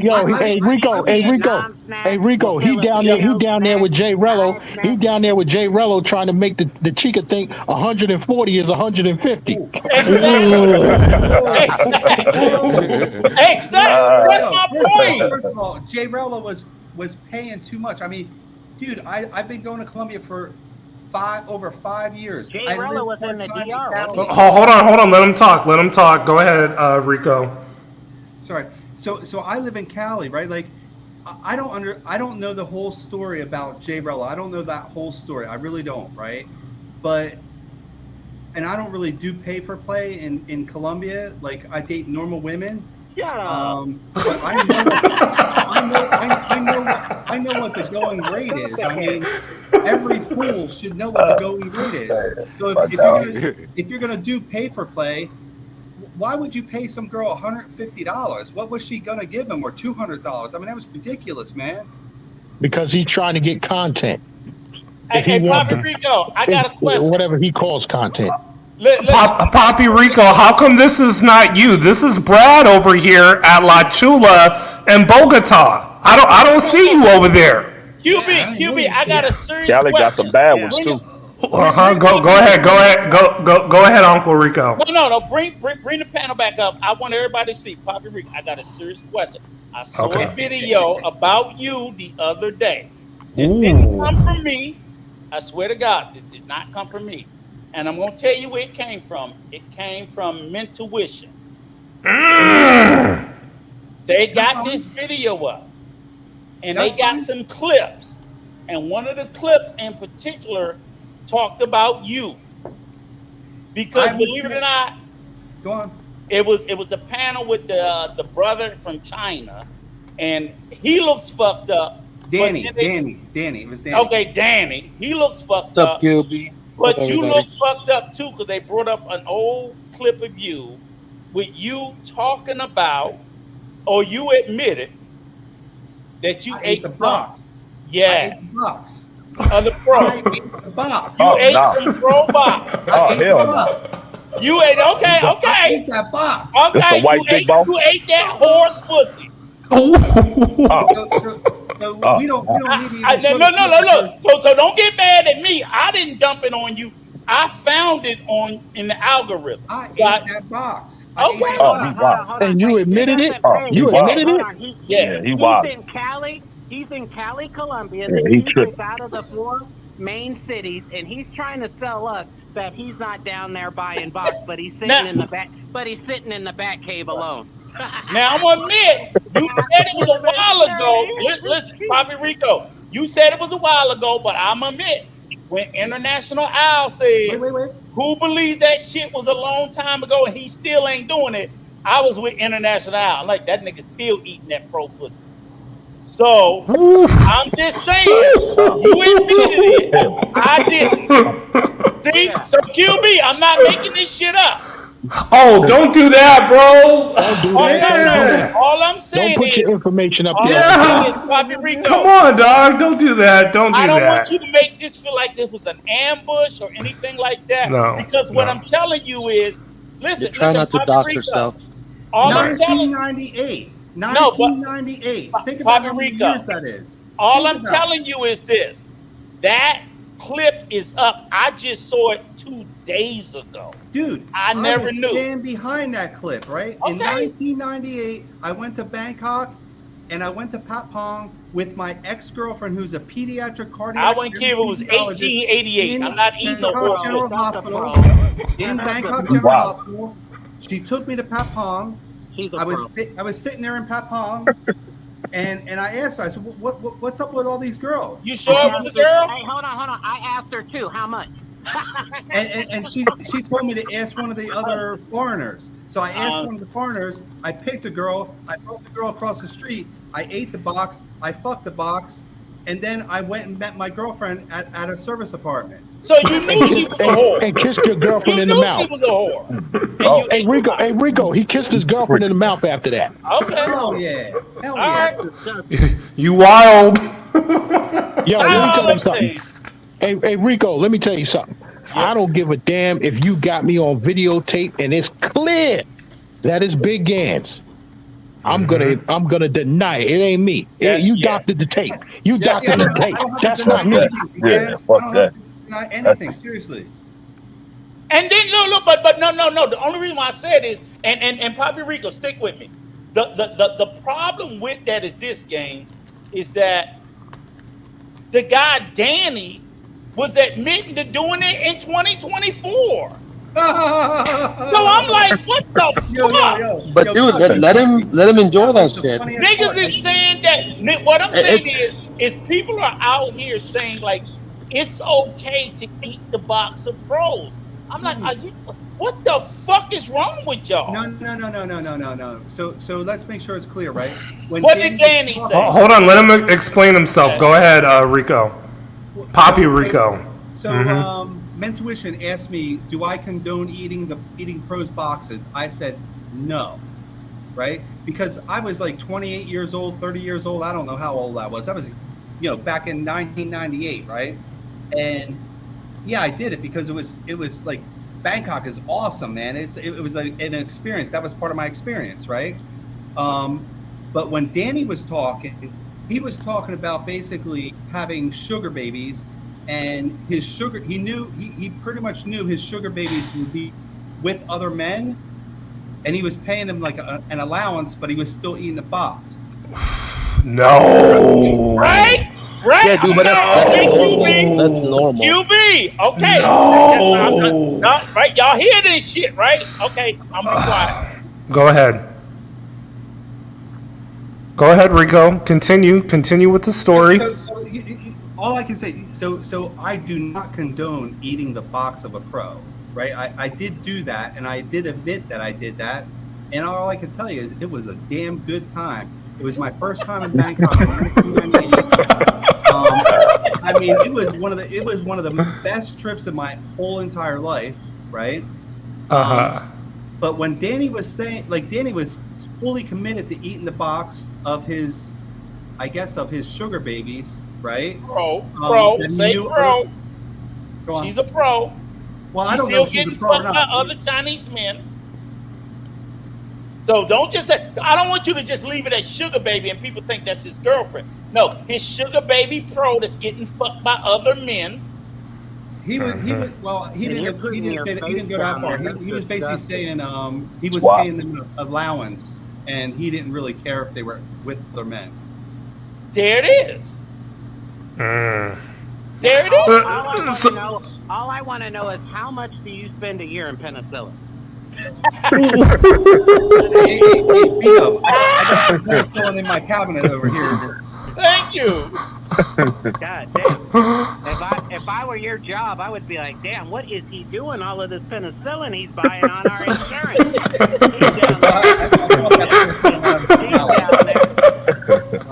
But no, Hey, B-Dog, he go to the pharmacy and get a Z-Pack before he come home. All I'm saying is, yo, Gans, that's the truth. I know it's the truth. I know it's the truth.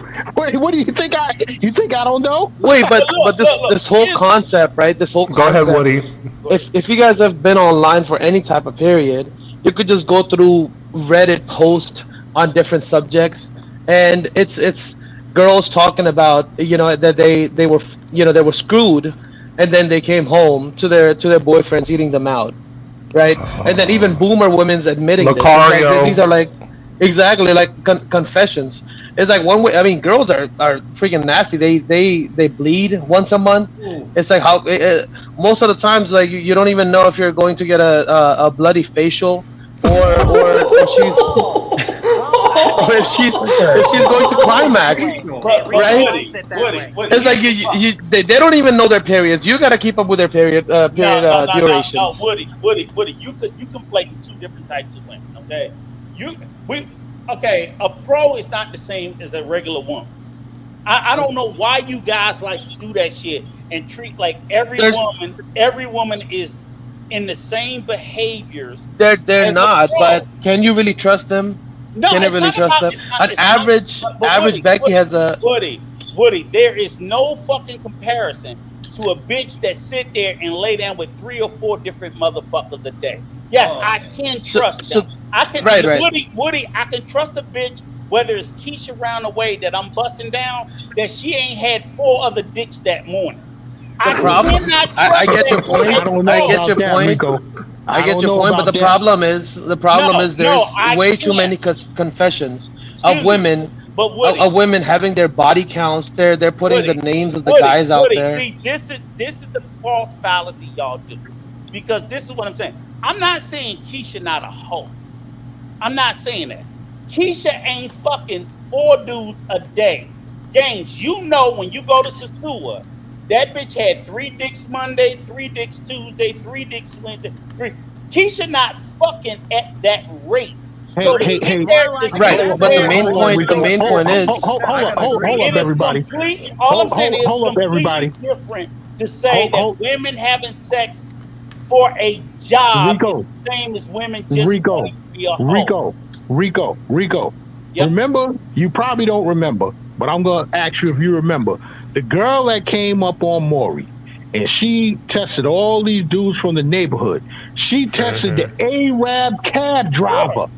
He wasn't the father. Why she tested the Arab cab driver? Because she was giving him pussy for free rides in the cab. I get that. That chick was from Park Hill, Staten Island. Okay. Yeah, there's literally confessions of the contacts that they post. That he's the ride, he's the free meal. Don't tell me that these chicks for days. Don't tell me that these chicks ain't fucking 4 or 5 motherfuckers a day. No, I get the distinction between the regular and the pros. There's no comparison. My point being is, because of the Western influence culture, it's very unstable. It's something not to be trusted until they bring back the days of of me saying, oh, affairs, bring the rocks.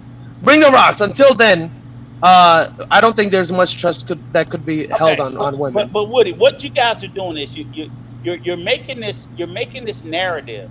So then, and I'm gonna tell you why you're making the narrative. You're making the narrative to excuse you for being with whores.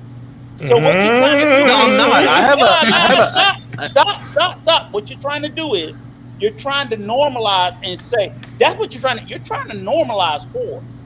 You're trying to say, no. Let me finish. Let him finish, Woody. Just let him finish really quick. Because literally, what you guys are trying to do is you're trying to destigmatize whores. Because being a whore is a stigma. Society looks at whores with a stigma. You guys are trying to destigmatize them because that's who you choose to have feelings about. Okay. If you fell in love, let me finish. If you niggas are falling in love with whores, that is perfectly fine. But you are not going to say that they are the same as regular fucking women. Just say, just like when the nigga made the song, I'm in love with a stripper, the bitch is still a stripper. You doesn't make her any less than what the fuck she is. You in love with a whore? Okay, she's still all right. I get it.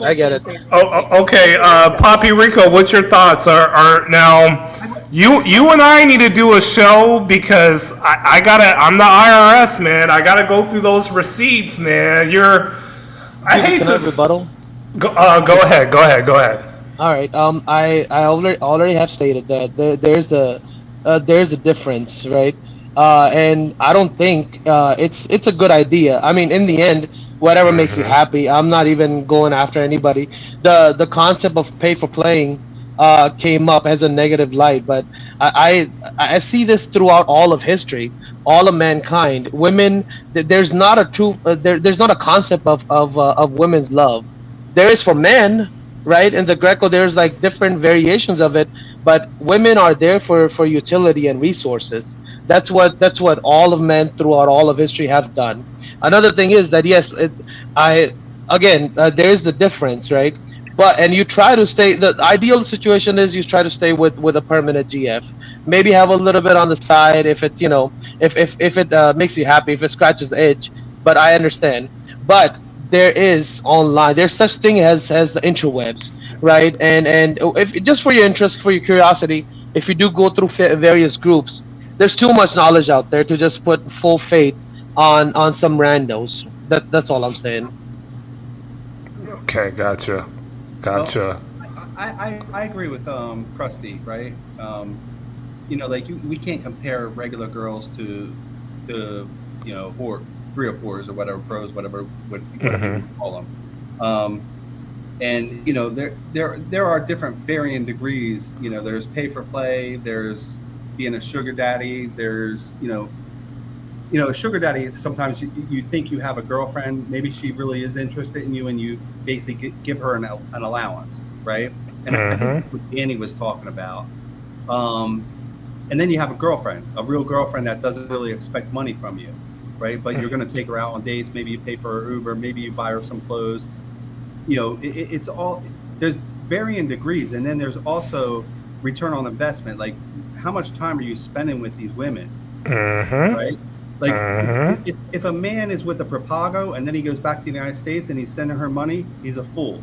If a man's with a sugar baby and he goes back to the United States and he's sending her money every month and allowance, he's a fool, right? It really depends on how much time you have boots on the ground. What are you getting in return for what you're putting out? Right. No, I agree. And guys, man, I hate to do this, but we gotta go final closing thoughts. I gotta get to this damn barbecue. Let me go out. Probably Rico, goddamn, I can't. 24-hour stream. Wait, hold on 1 second. Hey, go ahead. Uncle Rico, a guy that was running his mouth and razor raises. Do you guys remember that motherfucker's name? Oh, that asshole. Beat up that asshole. What was his name? Passport traveling. What?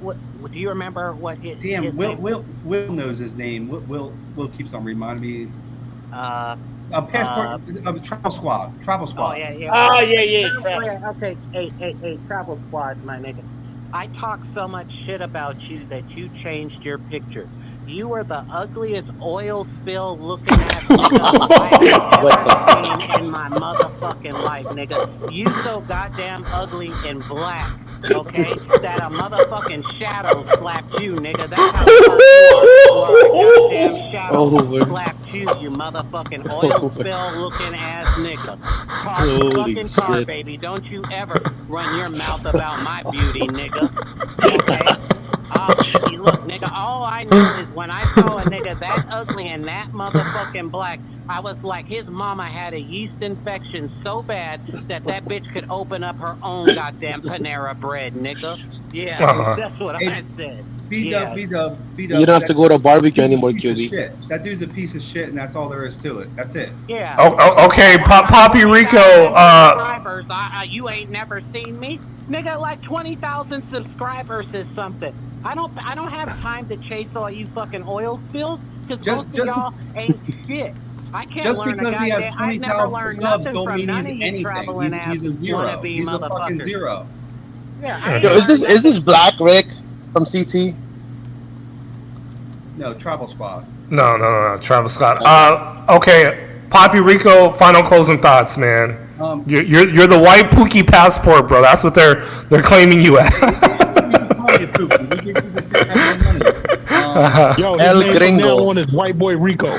You know, every hood we got the white boy that grew up in the hood, right? White boy Eddie or white boy Rob. Right. This is White Boy Rico. Right. Poppy's weird, man. I don't want to call anybody Poppy. I know, but go ahead. Final closing thoughts. Hey, all I can say is all of us, when we go to different countries, we represent ourselves. Like, I don't want us to represent, like, a white man, black men, passport bros. We all represent ourselves as individuals. That's all I got to say. Of course you don't, because you colonize the world. Of course. Okay, appreciate that. Let's go. Darnell, are you still with us, player? Final closing thoughts. Yeah, I'm still here. Okay. I mean, closing thoughts. I'm just gonna say, I mean, this is a great episode. I think we really touched out.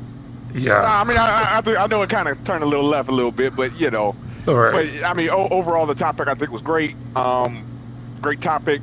Everybody made real good points, and guys, you know what I'm saying, just take the lesson, or you know, take what Jay Rello did, take that shit as a lesson. Don't do it. If you ain't got no fucking money, don't fucking don't even leave your city. You know what I'm saying? Don't leave your city. If you don't have 3 to 6 months worth of emergency expenses, your ass should not be on vacation.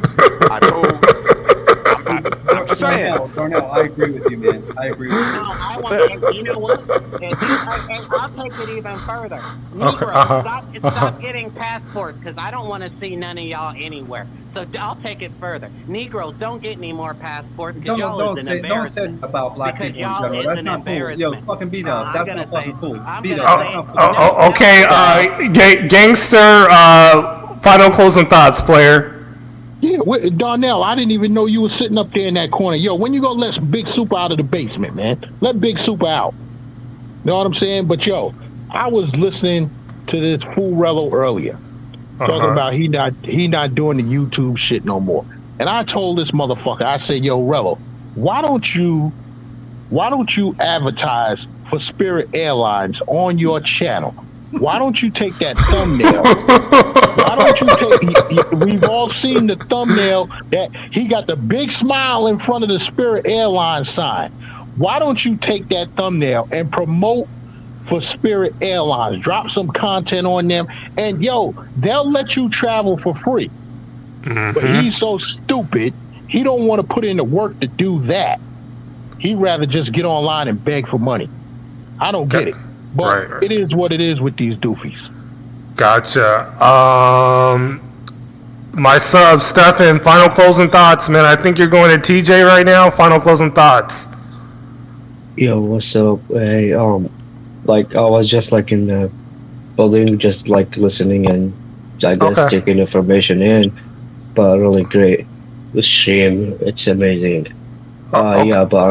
Yeah, I'm going to the TJ, but it's gonna be in a few more hours, so no, it's not gonna be right now. So just gonna take it easy and rest a little bit before going. So yeah.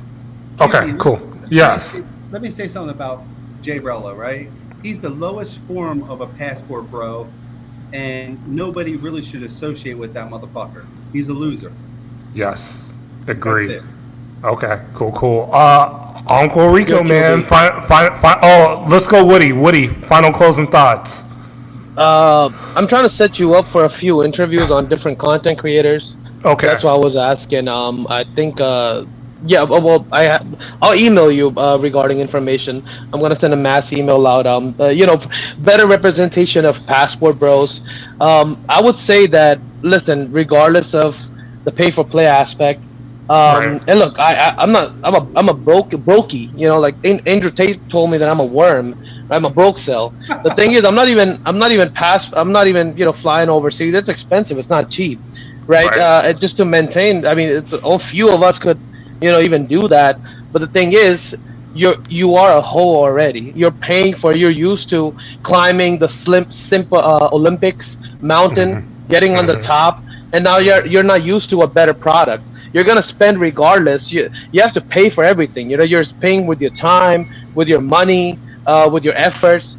It's just a superior product outside, and I see a lot of hate passport bros, but it's really just simple. You're paying for a superior product in the end. That's about it. Gotcha. Rico, appreciate you coming through, man. Final closing thoughts. QB, give me a couple of minutes. I'm gonna give you a favor. Okay. And I want you in particular and Passport Bros to hear. As much as I go against y'all, know that you're being infiltrated by the ops, and the ops isn't always me. I'm still a black man, even though I'm against the ideology. So you look down in the chat and you see this young man go abroad now, right? And you see how he's back. Tell me if you go through those chats, you don't hear KEM 123 in those chats. Ooh, yes, yes. Tell me you don't. Listen to the language of his chats. This is the young man that wanted to challenge me on a panel. Look at what he's writing. B-Dub is chasing Latinas and dating out. Uncle Rico married to a Salvadorian. QB chasing. Who does that sound like? Yeah, that sounds like him. Who does that sound like, right? All these guys obsessed with other people's culture. Who does that? Why not date Black American women? Who does that sound like? Who does that sound like? See, I'm like, and so even when I'm chastising the space, I'm also trying to help the space and educate them, right? What is he talking about? My girl is half. No. But B-Dub, here's the point. There's spaces where there are, whether, I don't know what the fuck they are, and nor do I care. They can't, they're just racist. That's just the best word to use for them. They're racist because no matter whether you interracially marry or not, but here's another thing. And then you take that goofy motherfucker Floyd. The reason I'm telling you this, go to Floyd's channel, foreign only, and you're going to see this punk motherfucker on Floyd's channel for the last 3-4 videos. And I'm telling you, this motherfucker's been one of those motherfuckers over there on KM 123 talking shit about black people. I gotta look at that. Wow, I didn't even know that. I didn't even know that. No. I don't know. What I'm telling you this, QB, look at these comments, and you go look at Kim's fucking channel and his chat, and you tell me that these comments don't track exactly the way they speak over there.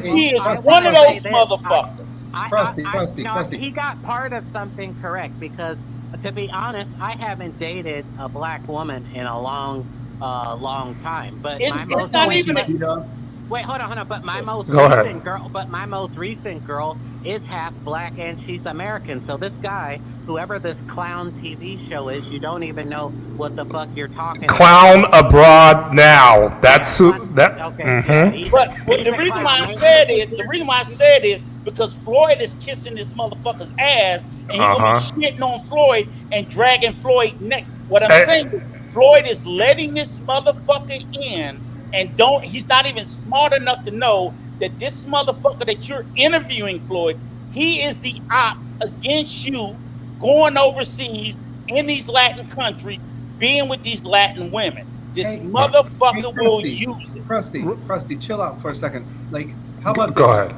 QB, can we why don't we do this? Bring Krusty back on, bring B-Dub back on, bring me back on, bring obviously you, but bring this motherfucker back on a panel. And okay. You know what? Let's do this tomorrow. I really got to get to this barbecue. I'll make another stream.